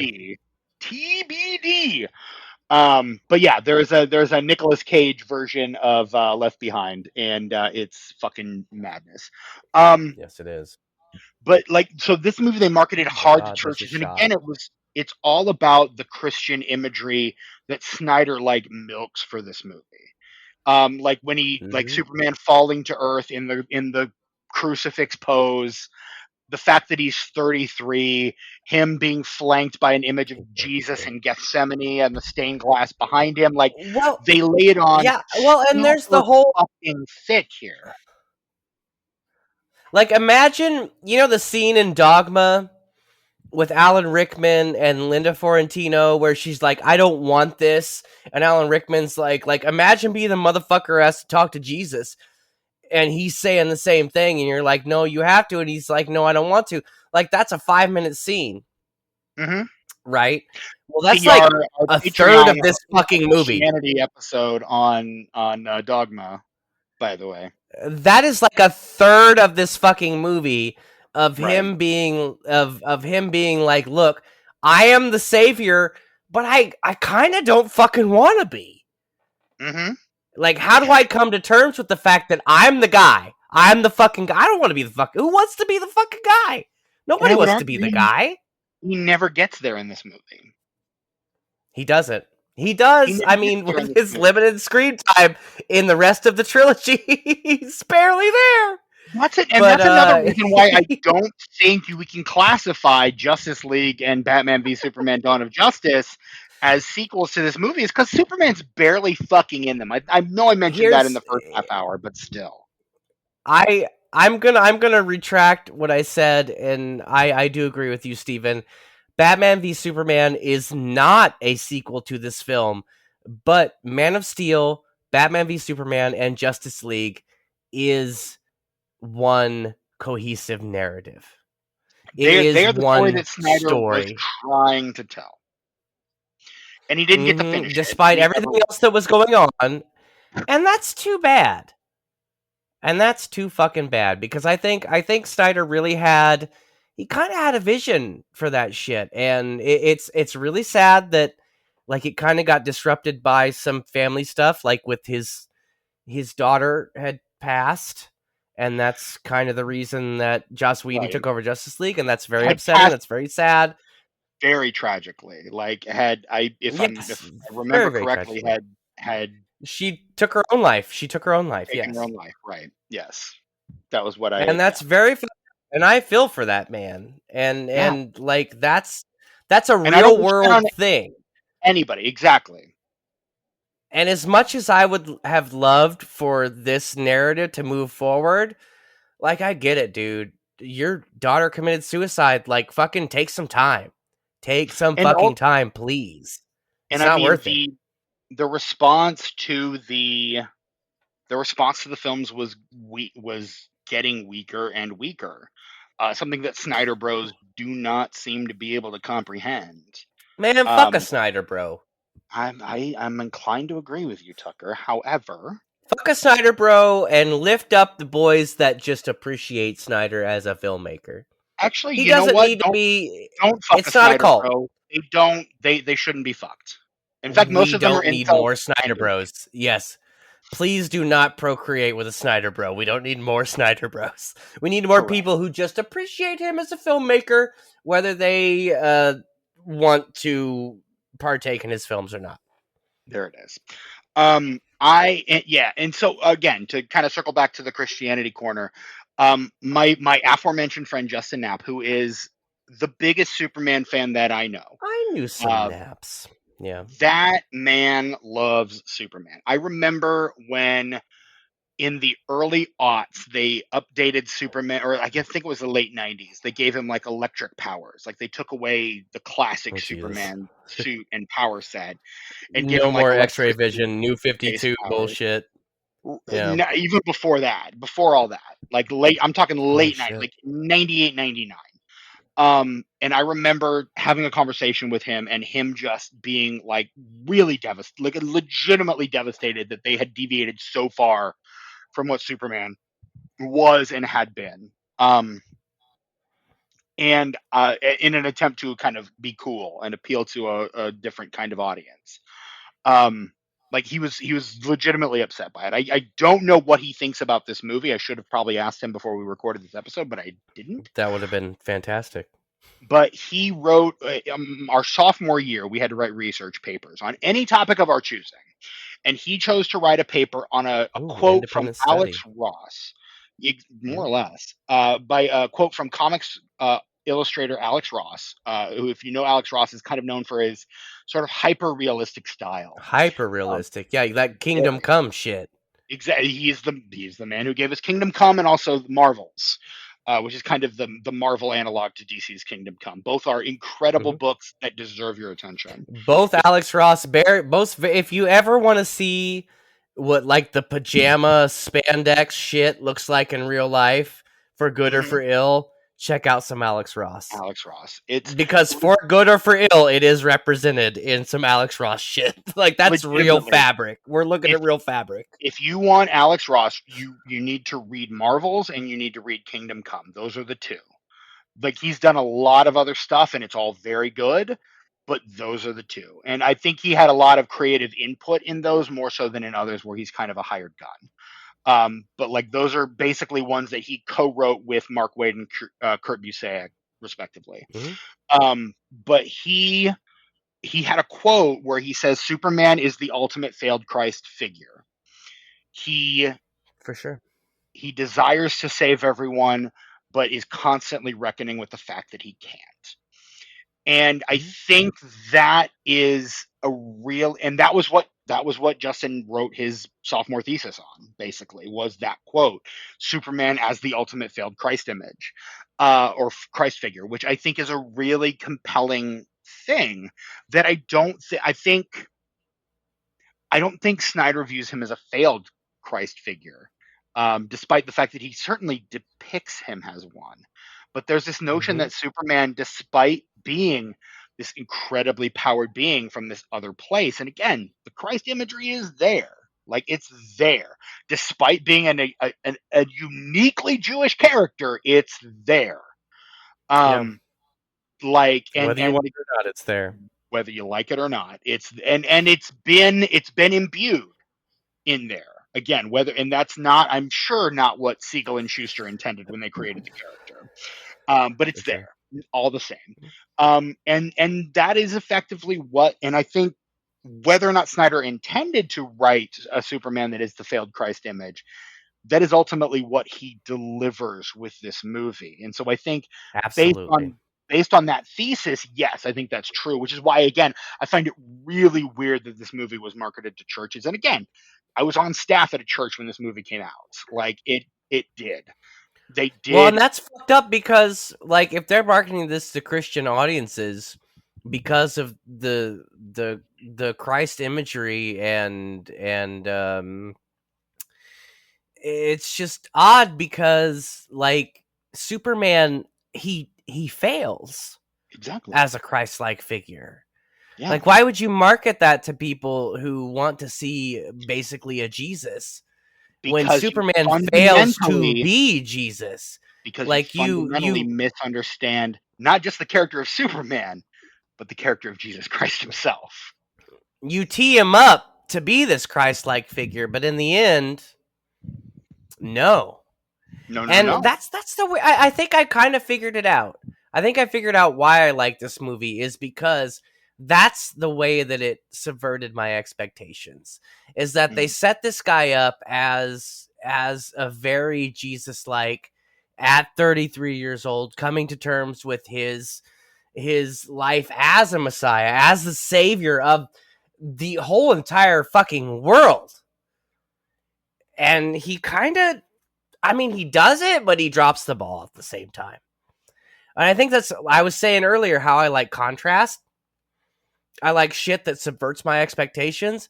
And this, they set it up to be a Jesus story. But in the end, it's like, nah, he tried. He tried his best. That's kind of what I like about it, is because it is kind of grounded to where, like, he did what he could, but in the end, he's just a dude. A very, very fucking powerful dude. Right. But in the end, he's just a fucking dude who has And to make those hard decisions. And sometimes he's going to make the wrong one. Sometimes he's going to make the right one. Sometimes he's going to make the wrong one. All that power does not mean that he has the emotional capacity to make those fucking decisions. right. You know what I'm saying? Again, why he functions as a failed Christ figure. Yeah. And again, I don't know that Snyder totally understands that. I don't know that he gets it, but it works for me.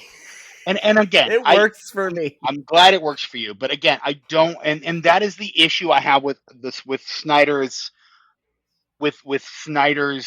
comic book adaptations outside of 300. 300 has its own problems, and I feel like those problems are deeply rooted in Frank Miller. The guy I was going to say that's a cell by cell. That is a panel by panel recreation. There's no there's nobody to blame but like Frank Miller, honestly, because all Zack Snyder did was take every panel from that comic and put it into a fucking movie. Correct. And let's be really frank. Frank Miller is a fascist. Can I still be Garth? Sure. Okay, good. Frank Miller is legit a fascist, and 300 is one of his guy. 300 is one of his many texts where you're like, we should have probably seen this coming. It's there in the subtext for sure. It's all fucking like, you get these like pristine godlike Greeks, and then these like just greasy oiled up boys. Yeah. It's bad. It's the most masculine thing you can imagine, right there on screen. Like the most damning thing that Snyder does is just copy it verbatim onto the screen. That is the most if it works, it works. Thing that he does. Well, I don't know that it does, is my point. I ain't mad at him. He did what he did, and there it is. I'm kind of mad at him. It's entertaining and it is visually stunning, is what I will say. And there's something to be said about that. And I will say that 300 is probably, and again, this is probably also damning with faint praise. 300 is the most accurate of the Snyder comic book adaptations. I will say for sure. Yeah, it's panel for panel. It is panel for panel. I do really wish. We've argued Watchmen, he completely misses the point. Superman, he completely misses the point. Like 300, he gets the point in spades. And again, I feel like that's kind of damning in and of itself. But it's really too bad we don't have like a Little Shop of Horrors like original ending to Watchmen, because can you imagine how badass that movie looks with the with the ending that makes it all make sense? Can you imagine that? Can you imagine like everything looking so badass for only at the end for it to be shown and revealed that none of that was badass? How perfect of a fucking adaptation would that have been? That would have been really so great. Perfect. Holy fuck. I don't think Snyder has that in him. I mean, I'm saying, according to him in the commentary on Watchmen and stuff that I have read since then, it almost happened. It almost happened. But I think Snyder's thing with Watchmen was that he did not have faith in the mainstream audience, which I get. Because, like Tommy Lee Jones says in Men in Black, a person is smart and understanding and empathetic, but people as a whole fucking suck. They fucking suck. So what he says, if you are, not verbatim, but if you're trying to make something for the masses, if you're trying to make something that's going to make money, you have to make some compromises. You have to soften some things. you have to make it bullshit so that your average dipshit is going to get into it. But can you imagine how stylistic and like just beautiful Watchmen was with the original ending? Just to just like crush your dreams and destroy everything that you'd built up during that whole movie. It would have been a perfect film. You put the Would original be. ending to Watchmen in the movie Watchmen, perfect fucking film. Perfect. I need to reread Watchmen. That's what I'm learning right now. Because I need to stop buying people graphic novels because I used to own Watchmen, but I don't anymore. I 'Cause I legitimately bought it out too many times. At one point in my life, I owned several different graphic novels of Watchmen that I would literally just give. I would have spares that I could just give to people if they wanted to read Watchmen. That was a thing that I did for a while. I would just have extra copies of Watchmen just lying around my apartment. And if someone hadn't read Watchmen, I'd be like, "Here, you should read Watchmen." Yeah, And check it out, right? I would just gift them a copy because I had my copy, but I had spares. My problem is I only had one copy and I lent it out and I expected people to follow the rules of borrowing and give it back to me at some point. And at Absolutely. some point in between 2010 and 2015, my copy of Watchmen went the way of the dinosaurs outside of the Jurassic World universe. Extinct. It no longer exists. I don't know what the fuck Slowly, happened to it. slowly went the way of the buffalo. Yeah, dude. Tucker, Oh I'm no, Buffalo's told. is back though. Tucker, I'm We told. almost hunted them to extinction. Almost. Anyway, you're told what now? Tucker, I'm told Yes, that we sir. need to pay a visit to a certain other corner of the room. It's funny that I built that up so much with you. Yeah, there was a mobile game and it sucked. It's really hard to make a Superman game because the character himself is so overpowered. It's hard to build those mechanics into a video game. I mean, honestly, I'm glad that you mentioned that this far into the episode because I haven't touched on it. One of the reasons that I don't really fuck with Superman is because, as you'll probably agree with, um, unless you get somebody who can really do something different and exciting with him, it's kind of a fucking boring character. He's And all with outside of kryptonite, he's just all powerful. And what the fuck are you gonna do? Like, who gives a shit? that's why you should definitely check out those comics that I recommended. What's So Funny About Truth, Justice, and the American Way, and All Star Superman. What's So Funny About Truth, Justice, and the American Way is a single issue, easy to find, easy to read. All Star Superman's a 12-issue mini or maxi series. It's fucking worth your time to check out and read. Read those comics. They find a way to make Superman really engaging and human, and they're fucking incredible. They really are. If you get nothing else out of this episode, read What's So Funny About Truth, Justice, the American Way by Joe Kelly and Doug Mankey, and All Star Superman by Grant Morrison and Frank Quitely. You know Those what I in think? themselves will be worth your time. I would like to read those, and for this reason, let me explain this to you. Is that I start at a place of always understanding and knowing who Superman is, but not giving a fuck about it because he's invulnerable. He only has one weakness. Who gives a shit? That's so boring. Which is He has why I have never engaged with him up to this point. Outside of his friend, I do enjoy his friendship with Batman. Like if there's an all-star Superman Batman, I'm way into that. Like whatever. But as far as Superman on his own, boring to me. So please give me good Superman shit because starting from where I am, the Superman I enjoy is Man of Steel.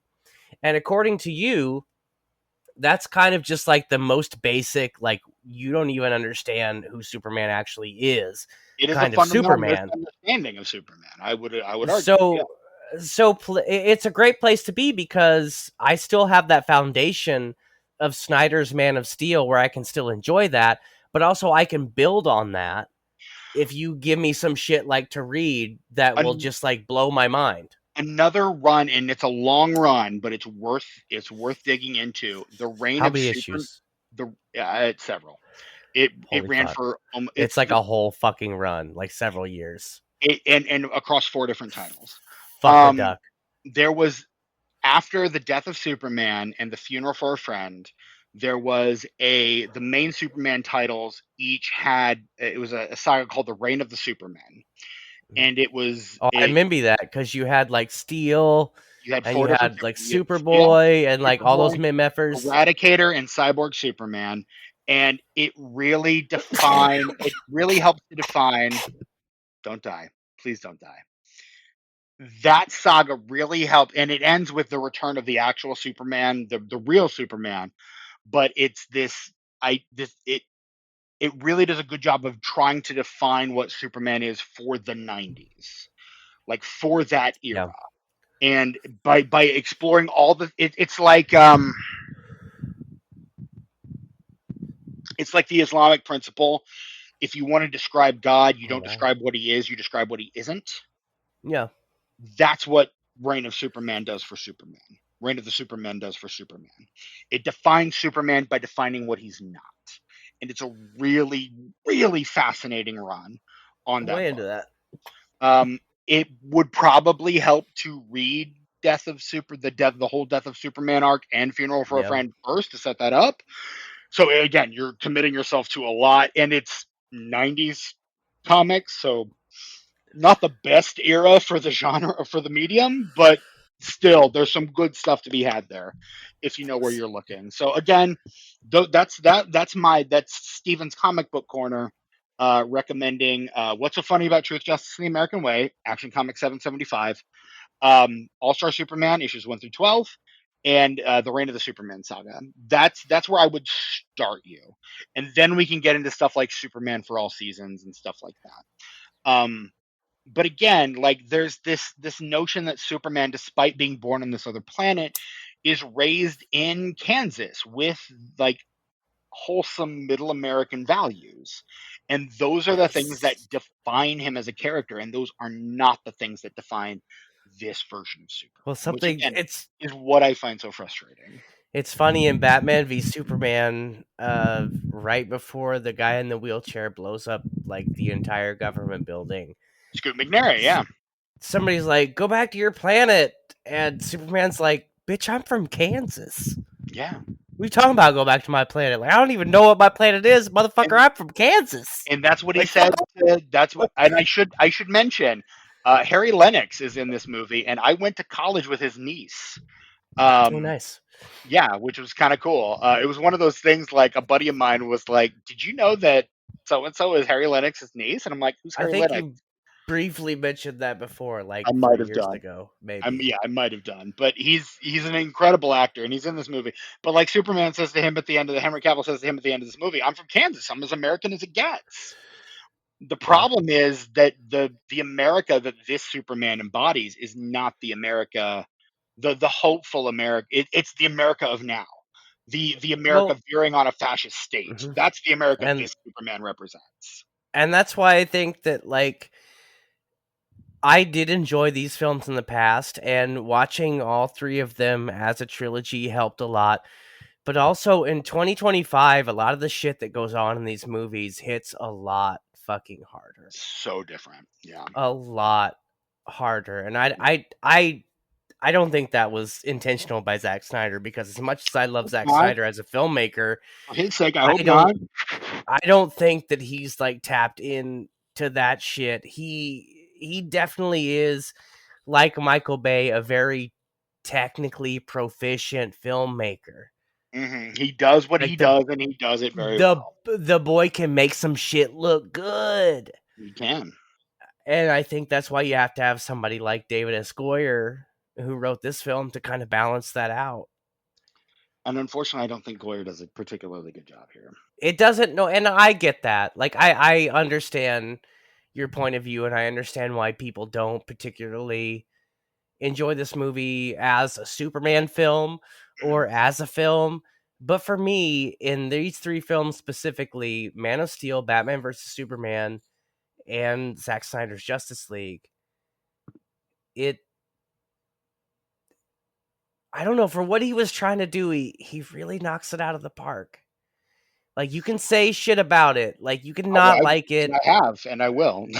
and you have, and I agree with the majority of what you're saying, but I also enjoy it anyway because it Fair. is kind of its own thing. And like I was saying before, it is kind of, as much as I like the Marvel films of that era, it's kind of not even really the anti-Marvel, but just like the, hey, this isn't like, this is a little different, Right. And as much as I have shit on aspects of this film, I don't dislike this movie. I think the action sequences go on too long, but I They really do. dig the performances, particularly Michael Shannon as General Zod. Holy Dude. shit, talk about an And overqualified actor. that's why, like, look, you don't go, like, after The Flash comes out, you're like, oh, I did that because, I was contractually obligated and, like, I'm too good for superhero films. Fuck you. Acting is acting. Here's the You know thing. what? You give a good I performance, you can change a whole fucking film. I And Michael fucking Shannon love does that Michael in this movie. Shannon. I fucking love Michael Shannon, like on the press tour for The Flash, going, I don't understand multiverse. I don't get it. Like, I thought I died in that first movie, and they were like, no, but there's a multiverse. And I was like, I don't Doesn't matter. know He what still that killed it. is. He didn't get it, but I watched The Flash today, Steven. Mere hours ago, I watched The Flash, I don't and know he why you would still subject yourself to that, but okay. he still fucking kills it. Michael Because Shannon Michael still Shannon, is giving 100%. He may bitch about it in interviews, but this boy is on the here's whole time he's here's there. the thing with Michael Shannon. Even when he's phoning it in, he's fucking amazing. And that's Steppenwolf, baby. That man is like that trained in Chicago. That is fucking Steppenwolf, is what that is. Speaking of Steppenwolf, boy, I'll tell you what. You like to Boy, I dream tell you what. right between the sound machine? No. It's weird. In the past, like, probably 3 months, that song has been stuck in my head. I haven't listened to it, I but like to dream, yeah. Right between the sound machine. yeah. Yeah, I don't know why that's been in my head, but it has been. I really, something I will say, Man of Steel, if you enjoyed Man of Steel, like, Steven and I are on kind of two sides of the same coin. Like, I think we understand this film in the same way. We just enjoy it. I enjoy it for the same reasons that he hates it. Yeah. I think That, we that's both I think what it understand it in the ultimately same comes way. down to, yeah. It's a matter of taste, honestly. Like, I think It we both get it. Like, but if you did enjoy this film, do, if you have a couple days, do the trilogy, which is Man of Steel, Ultimate Cut, Batman vs Superman, and Snyder Cut of Justice League, because it is a narrative, and it's or better if you watch them together. Because, like I said, I watched these before, enjoyed these individually, but they were years apart. I never revisited. But the last 2 days, like, all three of these films went up a star just because I watched them together. or you could have a modicum of self-respect and watch like Sinners 3 times. Do watch Sinners, but also, Sinners if Man of Steel is your thing, fucking rules. in between, like, reviewings of Sinners, also watch Batman v Superman and Zack Snyder's Justice League Again, Ultimate Cut of Batman v Tucker, I'm Superman. talking to the people that have a modicum of self-respect. Oh, you're Watch, right. Yes. For watch all you Sinners 3 times. degenerates and dirtbags out there, just watch Sinners in between. You could watch Sinners twice while watching this trilogy. Look, you watch Man of Steel, Sinners. Batman v Superman, Sinners. Justice League, I don't know. Maybe when that's over, maybe you watch Sinners again. Or Sinners maybe 2 it's a more couple times. days later and you have to go to the theater to watch that new Superman that's not going to make very much money and is Okay, going to kill DC movies. let's fucking get into this, because you and I are of opposite opinions on the upcoming Superman film. Because I see the trailer and I see what you mean. I understand why you're hopeful for it, but for me, it's just laying it on too thick. In fact, I read an article where they were like, we had to take out crypto scenes because it was just too cute and wholesome. And like, yes, like, you know, And it's here's it's the just thing. it's a world where that's not. I don't know if that's. Do I like it? I don't know. There Is it appropriate right now? I don't think so, dude. I don't I think feel it's like going to resonate now with more people. than I feel like now more than ever we need something to hope for. We need Oh something no, I'm hopeful. not saying we don't need it. I'm saying we're all so fucking hopeless that it's not going to resonate. It's not enough. It's not enough. I there's a principle I have up until recently referred to by the name of a now canceled creator who has who pushed this theory, but there's this notion Just say that their name so I know who it is. I've called it the Gaiman principle after Okay, all right. Yeah. I got you. who has been involved in a lot of alleged sexual assault. Yeah, alleged. Yeah, we're gonna. Yeah, I'm okay. using We're the word gonna alleged believe women. to You know. exactly to keep ourselves Yeah. out of legal trouble. But Yeah. that said, they espoused years ago on a blog that I read, and again, this was when I was in my early 20s, that the truer, and this I feel like has borne true, the truer to the source material a comic book film adaptation is, the better it will do commercially.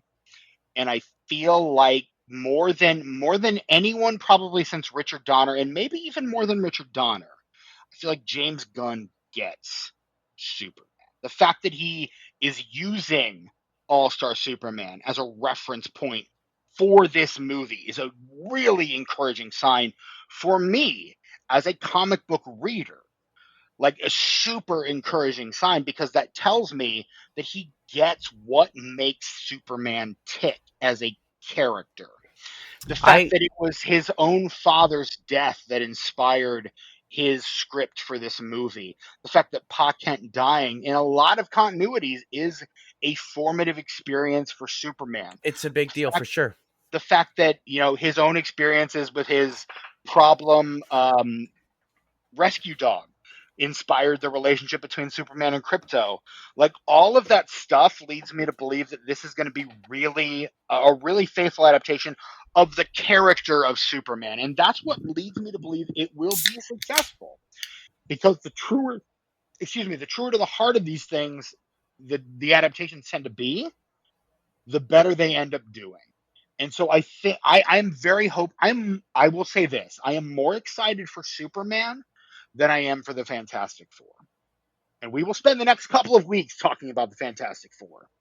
Wink wink, hint hint, nudge nudge. Here's, I But think. I am far more excited for Superman than in fact I've already told my partner who hates superhero movies that I will probably ask for Superman to be my birthday movie that we see in the theater this year.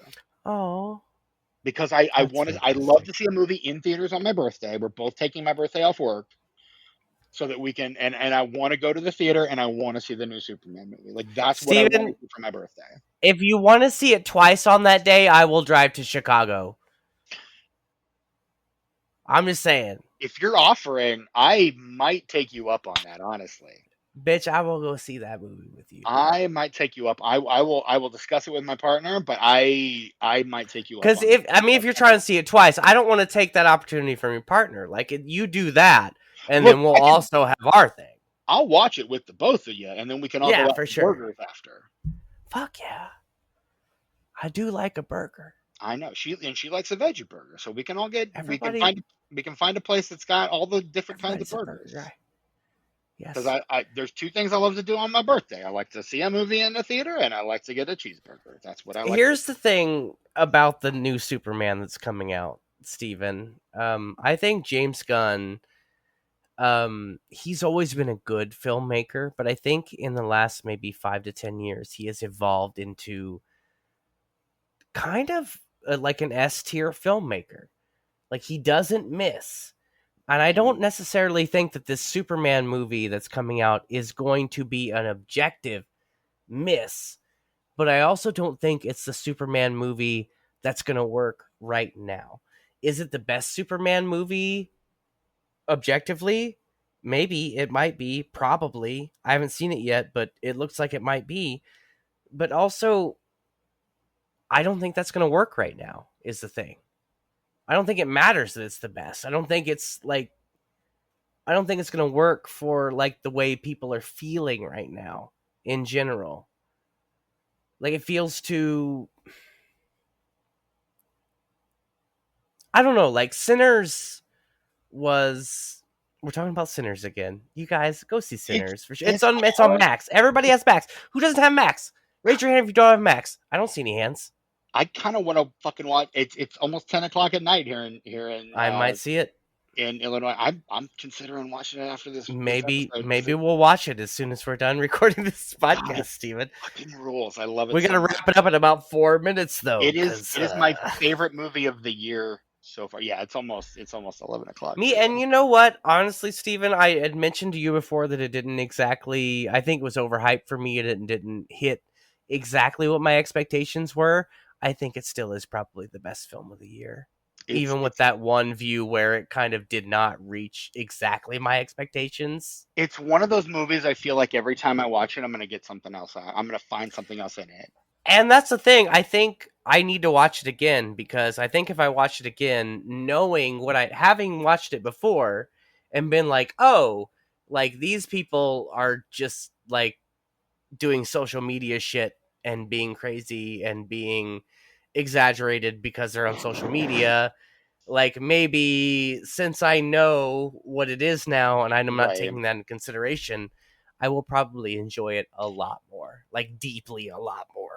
When I saw that movie in theaters, and I did, I took a You mental watched it health in day. theaters? I did. I Damn. took a, I'm I so missed it. jealous. I missed it in 70 millimeter. Although Ooh. there's a theater in Chicago that is doing it in 70 millimeter in August, Oh fuck, and Steven, can we go? Can I go? Can I go with you? Can we go together? We're friends. I am tempted to In take a day off August, work to go and you see it. saw it. You saw that it was there. It's gonna be there. It's It's gonna confirmed. be In there, August? confirmed in August. Steven, I'll be in Chicago in August to watch Sinners with you. Fuck yeah. You know, in I'll take a straight day up off 70 work. I millimeter. will legitimately take a day off work to go see it with you. Oh, Because I want to see it. 70 It's millimeter? yeah, Those yeah, transitions, Steven, so good.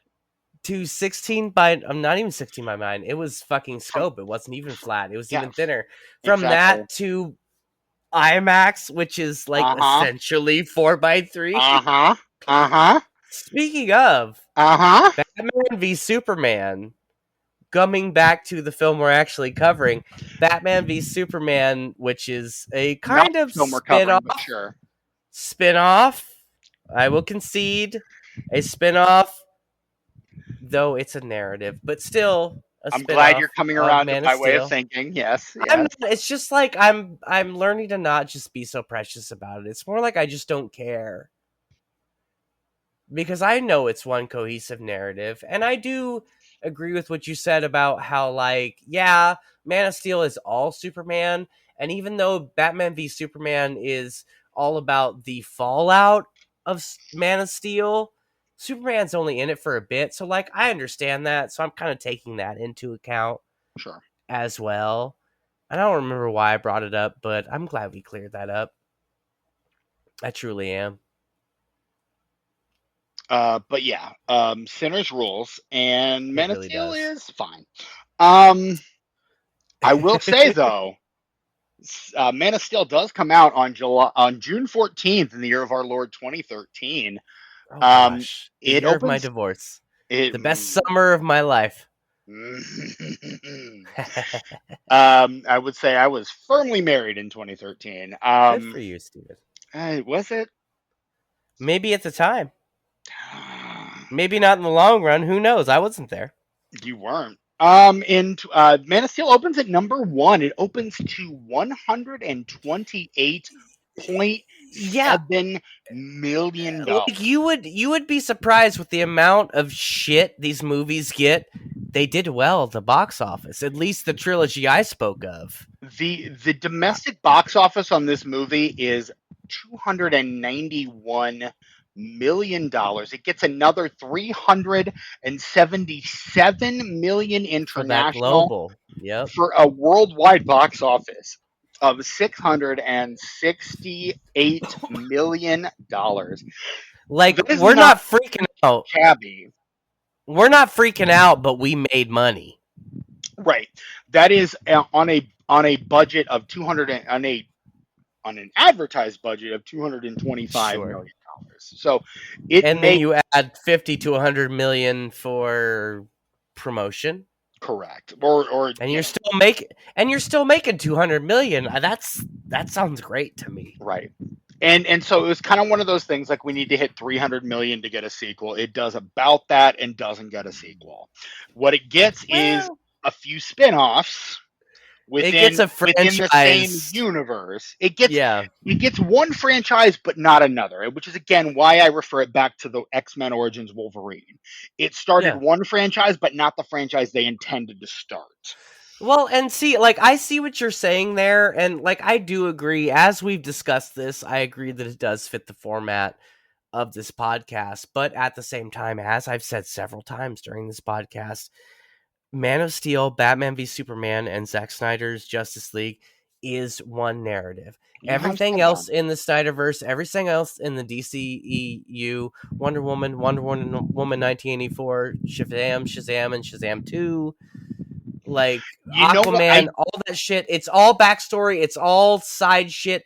The main narrative is those three films. If you watch those three films back to back, it's like watching the three Back to the Future films, because not only do they recap it, but it instantly starts from the end of the last film. I mean, you could do that, but why would you want to?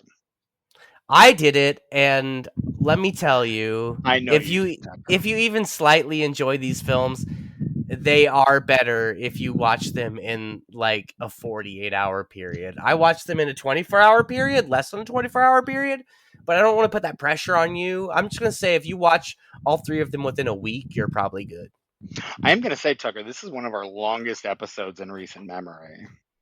I'm glad. And you know what? Like, damn near zero tangents. Not a lot of tangents. We've been This whole fairly focused episode, this episode, yeah. we either been talking about this movie, the origin of the characters in this movie, different versions of the characters in this movie, different people who have interpreted the characters in this movie. It's pretty much, I mean, Superman's been a part of most of it, and this is a Superman. Well, it's a good movie that also has Superman in it. I will even admit that it's probably not a good Superman movie, but it is a really good movie I like that Superman's in. You know what? The fact that I can get you to say on a recorded line that this is not a good Superman movie, I'm going to count that as a victory. I'm okay with that. There's a lot of films that are adaptations of things that I have no dogs in those races that I'm fans of. Well, and I will acknowledge it's not a good adaptation of the character, but I still really like this fucking movie. Like, I get it. I get where you're coming from, but that really doesn't have much of a bearing on me. well, and here's like George Lucas wanted to make a Flash Gordon movie, couldn't get the rights to Flash Gordon, So he he did made the Star Wars. Star Wars instead. He did the Star Wars.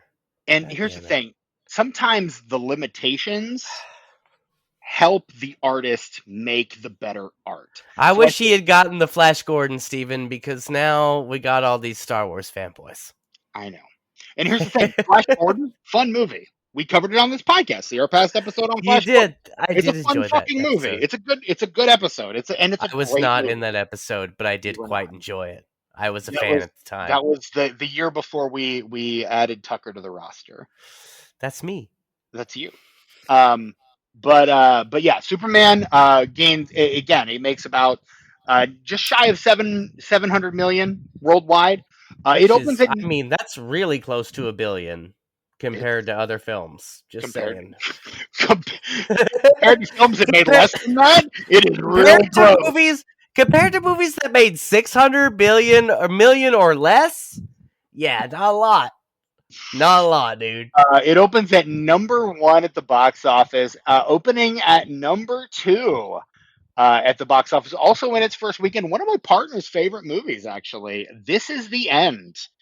the Seth Rogen end of the world movie. I feel like that is a contender for Upsall Christianity Corner one of That's these days. oh, we could do it. I mean, I don't know. That movie, I love how it starts out like it starts out being all about certain characters, and then as it evolves, it becomes about different characters, and then at the end all you care about are characters you didn't even meet until halfway through the film. It's brilliant. I This is call him the Channing end. Tate Yum. This is the end. Danny McBride, like out So fucking good in that. Danny McBride's peak film performance. I'm not talking about TV, I not was talking gonna about say, HBO shows. mm-mm, Peak film performance is This Is the End. it's There's so no good. more Danny McBride I was than gonna Danny say McBride is in This Is the maybe End. maybe Tropic Thunder, but This Is the End is Nope. There's not enough of Danny McBride in that to have it even compare. Danny McBride in This Is the End is peak. all the stuff with Danny Peak fucking McBride and Danny Nick McBride. Nolte and Tropic Thunder He's though. he's dropping loads everywhere, man. You don't even know where they are. You know? In third place in It its starts third out, weekend. it's just like Jay Baruchel and Seth Rogen, and then eventually it's just Danny McBride's movie at some point. Like about halfway Honestly, through, it becomes Danny McBride's movie. he does leave the movie, but when he comes back even stronger. That's His what makes presence it is better. his presence is felt, and when he comes back, it just solidifies that. I call him Channing Tate Yum. In third place, holding steady at third place for its third weekend in a row, a little movie called Now You See Me, which is getting its third entry in the franchise later this year. Yeah, our previously mentioned friend Caroline really liked those movies too, but I liked the first despite one. I haven't seen the despite second one all the way through. despite her excitement for it, I still just couldn't get into them. I get it. They're fine. It's something I about mean, like Woody Harrelson and Jesse Eisenberg just should not be in the same movie ever. unless it's Zombieland. Even then, that works because of the contrast. I But know. see, and Now You I See Me, it's agree. not. Okay, I got you. Yeah, you're right. Anyway, continue. In fourth place, one of my favorite entries in one of my favorite franchises, Fast and Furious 6. You do love Um, those movies, I like really, unironically, and I it's do. really, it's They're it's not fun, something man. like if you didn't know that about you, Steven, it's not something someone would guess about you. I feel And like here's the thing: I have our good friend Samuel Dumas to thank for my love of those films because he's the we one that do forced love me to watch Sammy. them. I We was do love him. actually, I was He's coming back actually. before the end of the year. He's doing what now? He's coming back to the podcast before the end of the year. Wait, let me timestamp this so I can bleep it. But for what episode? We are. He's coming back for the remake. Oh yeah, we did talk about that. We You're talked about right. that last time he was on. Yeah. For the Zatoichi movie, Zatoichi remake. Yeah, yeah, that was a good one. That was a good one. No, that movie wasn't a good. No, that movie sucked. Oh, that But was a that good episode. episode was a good one, is what I'm No, saying. that's what I'm also saying. Obviously. Right. No, I'm agreeing with you. In fifth place, down from number one, from 4 to 1. Yikes! What a Wow. drop. In its second weekend, it's the original The Purge, which I actually talked What? about on the Pod and the Pendulum. Go listen to my. That's all right though. It's good. Go listen to me That's talk a about The good Purge on the Pod and movie. the Pendulum. Uh, our friend of the show, past and future guest Devon Taylor, said that my proposed ending for that film was like hilarious. And I'm not going to repeat it here. I'll repeat it for Tucker Don't do after it. the recording. But Yeah. go listen to that episode of Pod and the Pendulum on the original Purge. And also, if Good I could movie. say, if you really like want to be like upset and shitty with the way things are, at least in the United States of America right now, go watch that most recent Purge, Watch all those fucking Purges. where Honestly, it takes place in Texas, and like the white nationalists are fucking killing Mexicans and shit. Watch that. yep. Because even like 5 years ago, that fucked me up. Yeah, I honestly, I don't think I could. I don't think I could watch it now because yeah. I would get like too upset. I'm right there with you, man. Rounding out the top 10 and number 6, you've got the I think this is the Vince Vaughn Owen Wilson film, The Internship. Yeah, where they Uh, work for Google. I don't where they think work for anybody Google. cares about that. Like, good for them. I hope they made money on it, but who gives a shit? Probably not. In 7th place, future episode of this podcast, Epic. Wait, Movie that's no that one wants animated to see. shit. Yeah, I that's own that that animated on shit. Vudu. Of course you do. Fucking course. Steven, look, y'all motherfuckers don't even have to pay to rent this. You don't have to stream it anywhere. You don't have to pay for a subscription. Your boys got it on Vudu. Understood. Sorry, Fantango at Home is what it's called now. It just like Deer Creek, Steven, it'll always be Voodoo to me. I'm right there with you, man. And I'll just start calling it Deer Creek. there I got it. It's on my Deer Creek, man. Deer Creek account. Yeah, dude. Hop on my Deer Creek and you can watch in Epic. 8th place, the bottom rung of Star Trek films, Star Trek Into Darkness. Oh yeah, I didn't even go to that one. That's how you know, like, you're tired and you're one I saw done. in I did not theaters. even go. Yeah. The last one I saw in theaters, and after that, I was like, you know what? Done. No.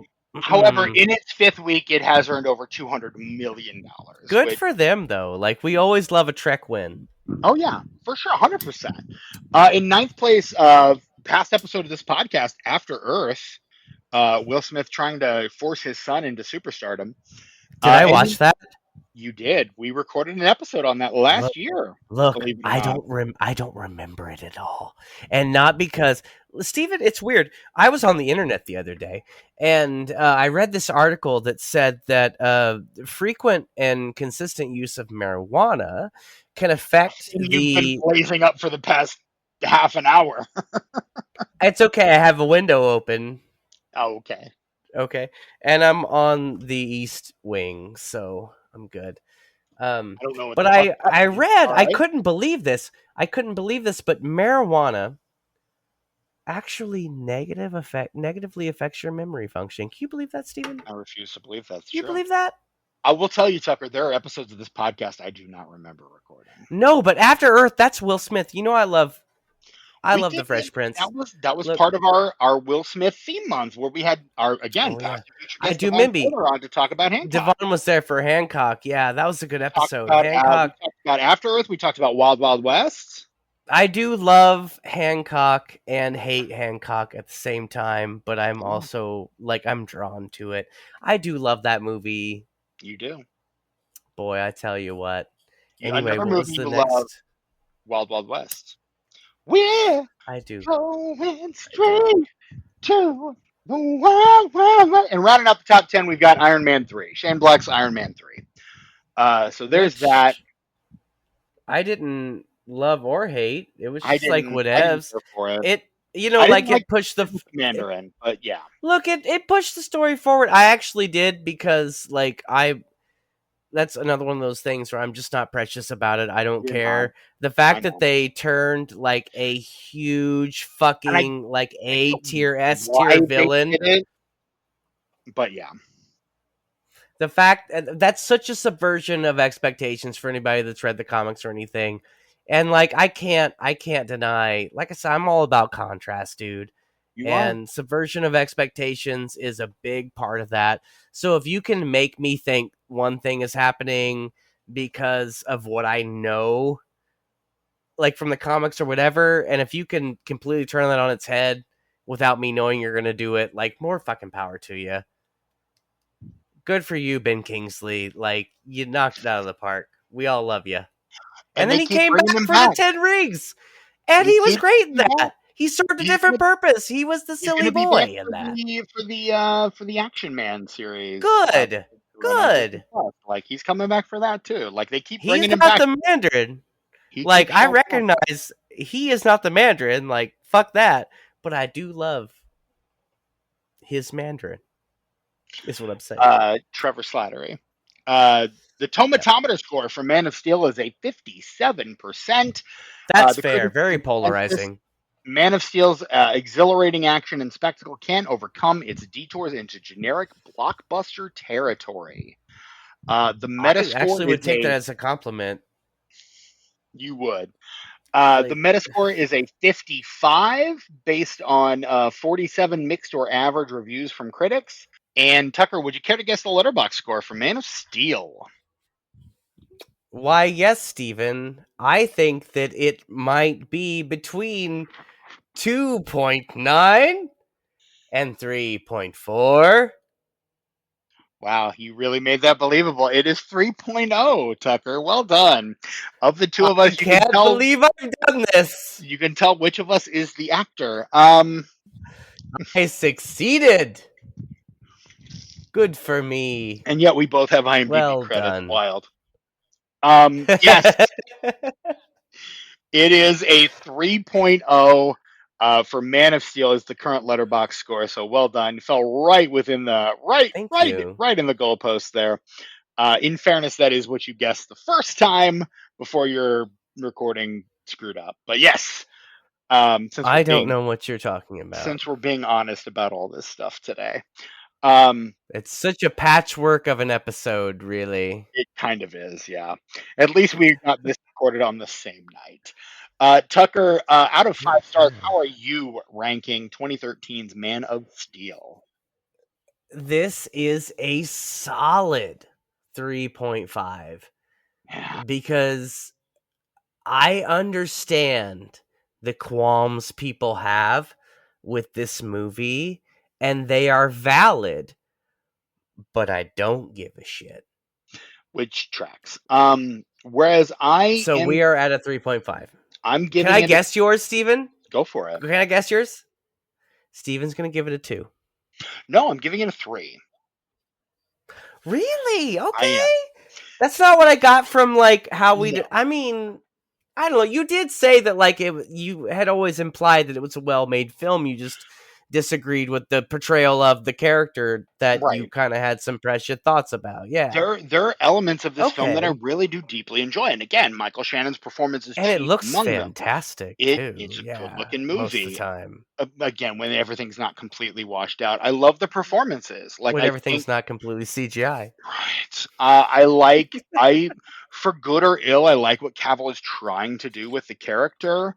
I love the Yeah. fact that we get He's a cougar Lois Lane, like a Lois Lane who's like mhm. older than Clark Kent and like fucking macking on it. Fucking A, love that. There are Mhm. things about this movie that I really do enjoy, and a lot of it is performance based. Like I really respect the actors in this movie. Lawrence Fishburne is Cavill Perry gets the White. Spirit Award. Like He does. he's wow.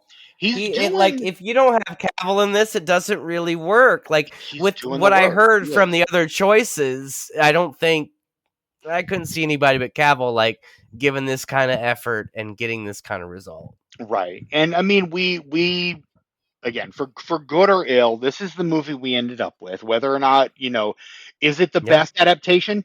Fucking no. Absolutely not. Is it the one we wanted? No. Is it the one we deserved? Probably. Probably. Probably for We had it coming. 2013, We really probably. did. And We had it honestly, coming. after 2016, it's probably the version we deserve, to be quite honest with you. Yeah, Um, absolutely. Yes. Give us 2 more Man of Steels good right God. now. Zack Snyder, Good let's go. fucking God. And I mean, look, there's still I don't think he could do it anymore, there's honestly. I mean, Christopher McQuarrie has said that he pitched a Cavill Man of Steel sequel in 2018, which he called a good Is that script. the Usual Suspect writer, Way of the Gun director Yep, guy? yep, that's your guy. I can't wait till we watch about Way of the Gun. But anyway, yeah. Wow, okay. That's is that going to be It's straight going to up? be a straight up.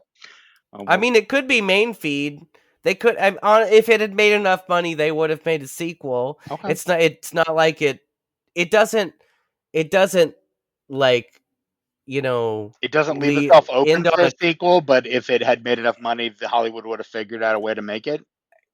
it doesn't leave itself open for a sequel, but it doesn't not leave itself open for a sequel. I understand.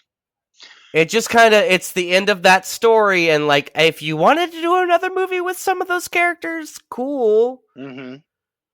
And if it had made enough money, they definitely would have. But Right. like, I cannot wait to cover that movie. That is something else. But yeah, no. Time and a place. McQuarrie said earlier this year that he had pitched a movie to Warner Brothers, but still said that the door might be open through the DC Elseworlds label for him and Cavill to try something else later on down the line, and so he's not giving up hope on a sequel to this movie.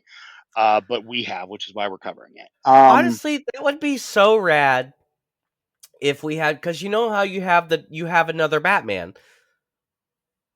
Like The Robert Pattinson Batman, yeah, the Matthew Vaughn Batman. There's gonna be a main universe Batman, Mm-hmm. but the Robert Pattinson Batman is still like an Elseworlds Batman. So I would love at some point maybe we do a Kingdom Come with the Snyderverse. Get Henry Cavill, Affleck, I all those feel like guys. on some level that's where Snyder was going based on that weird "we live in a And like society" so scene at the end quickly, of the Snyder so Justice League cut. quickly, Snyder is moving through the big beats of like 70 years of comic book history in like 3 movies. Without understanding any of them. Exactly, but somehow still he makes a very fucking entertaining film. For a certain subset of the worst people on the internet and Tucker. I'm not and also me. Like those No, people. I separate you. You're in your own category. And aside from those people, me. But I think that, Tucker, is our episode on I think it is. 2013's Man of Steel. We did it! And again, our longest It's episode done. in recent memory. This rivals the length of the movie itself, I think. And I would say that there's not a lot of tangents here. If there are any tangents, they are very close to like it's a Superman movie. Maybe we're talking about Batman for a minute. Not far afield, you know, really like, not. We did our job. We stayed on topic this episode, very which focused. For an episode, for a podcast that is pretty much reigned by wherever the wind blows, the fact that we were able to keep it this tight for this long is something, to be sure. I didn't believe in miracles before, Steven, but I do now. I didn't until I saw that Kurt Russell movie about the Olympic hockey team, and then I believed in miracles because Bob Costas asked me if I did.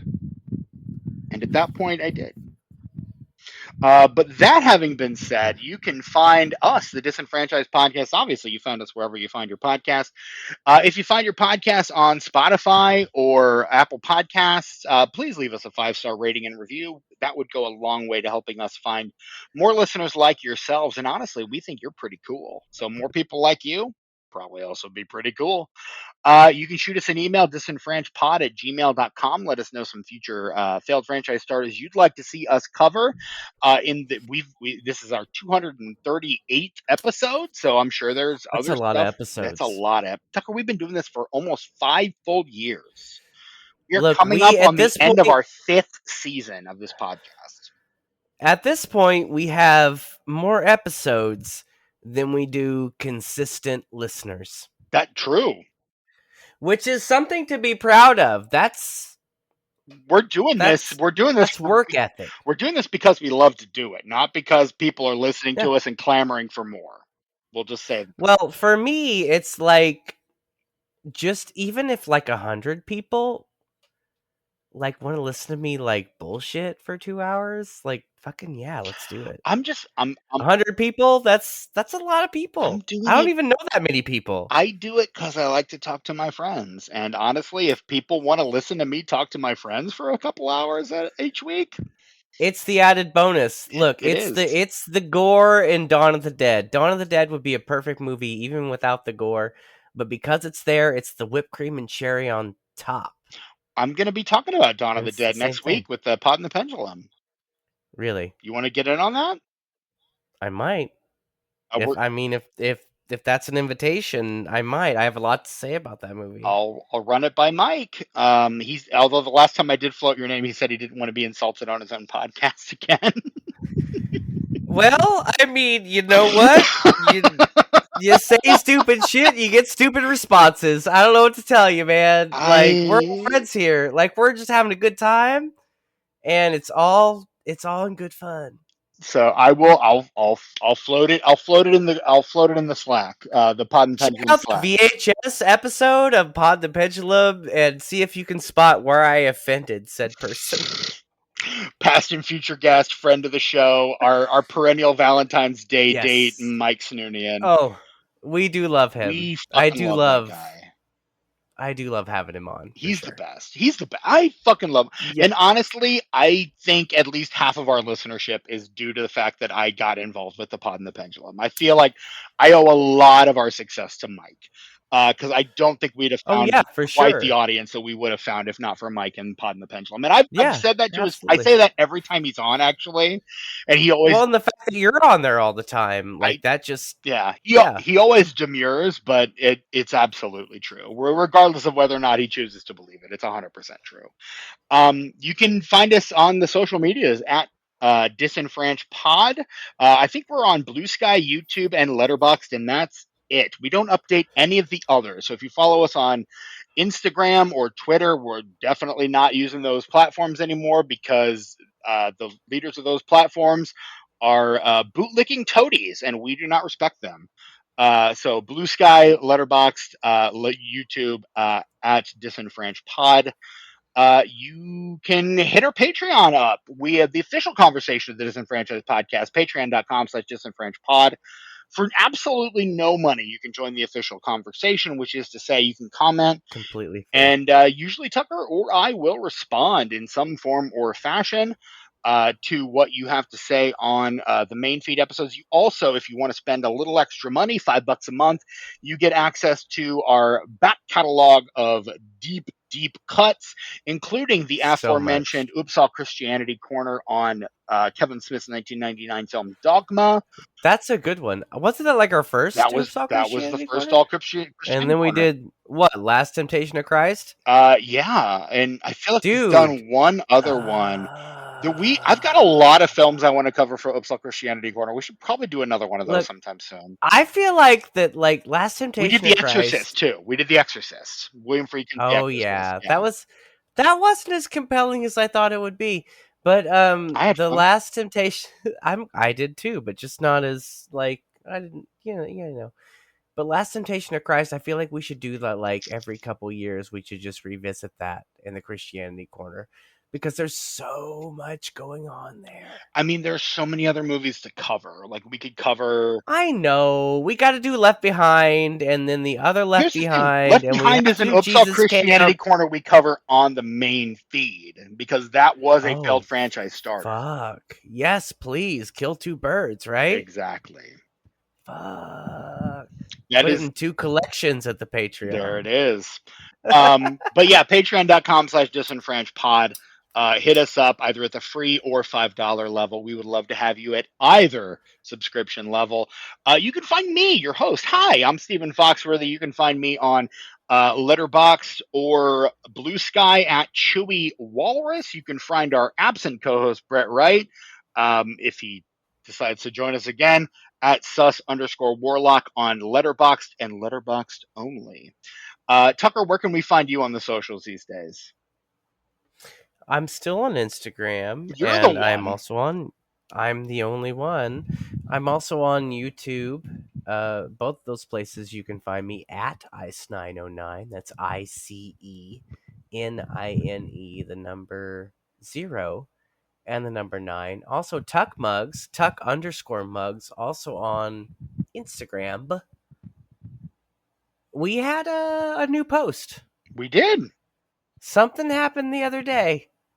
A post was made, and it was almost like it was two photos, but it was two posts because Brett had his origin story for the image that was on this mug, and that was also an image I was familiar with in my childhood in a different context. So like you get like 2 times the Tuck Mugs post in one post. You get 2 stories, 2 origin stories.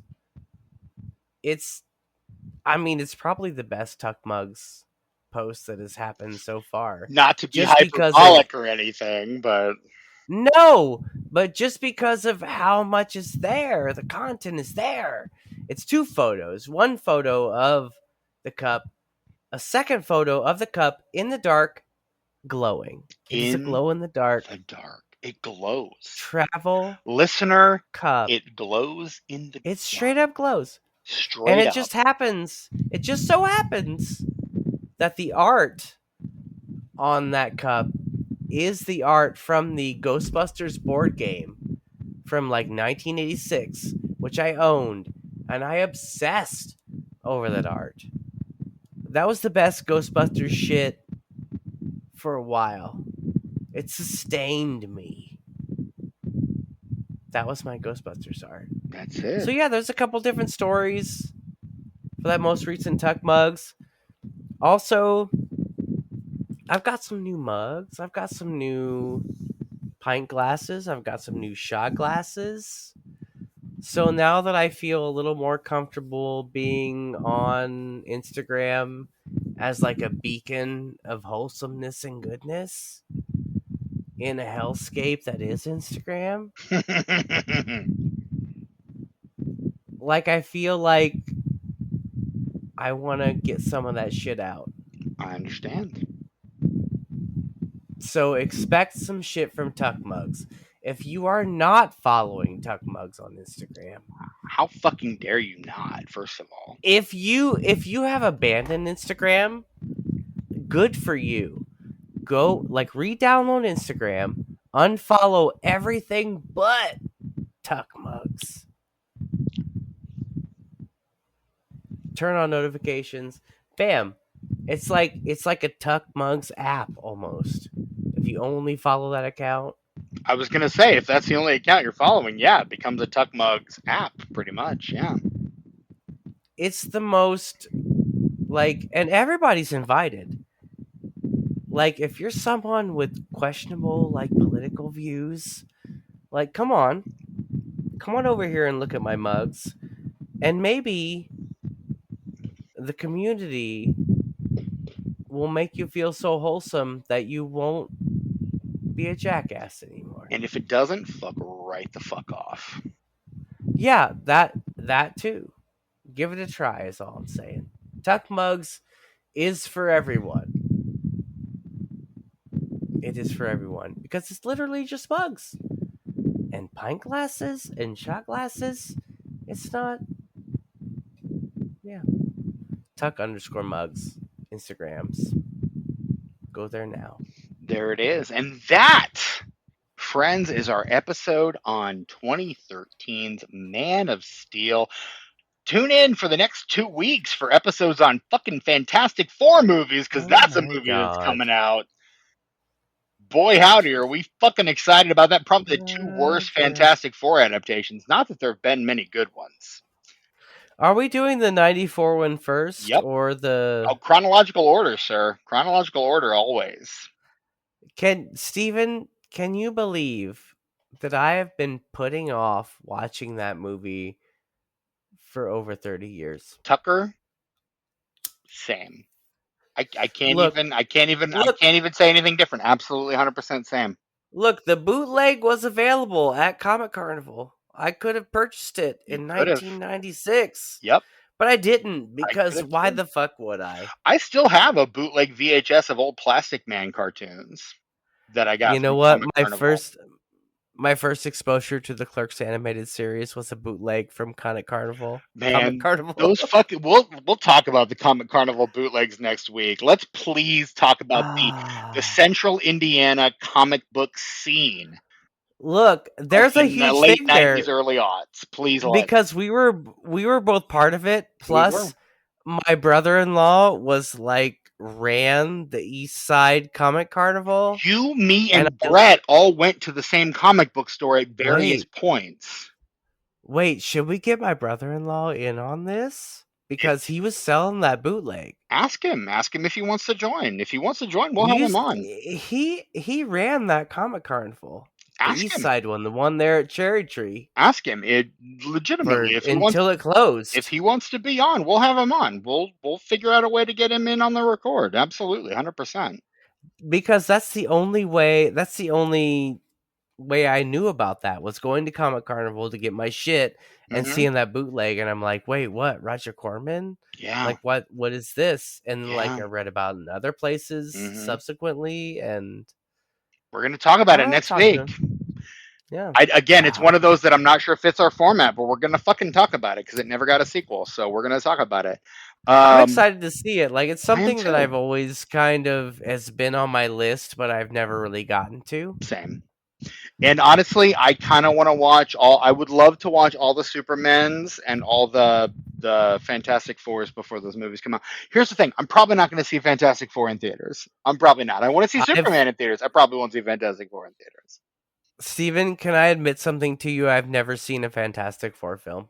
Wow. Well, you're Not going to one. see two I of them never over the s- course of the next 2 weeks. And here's the thing: you're probably going despite to see the worst two. oh boy.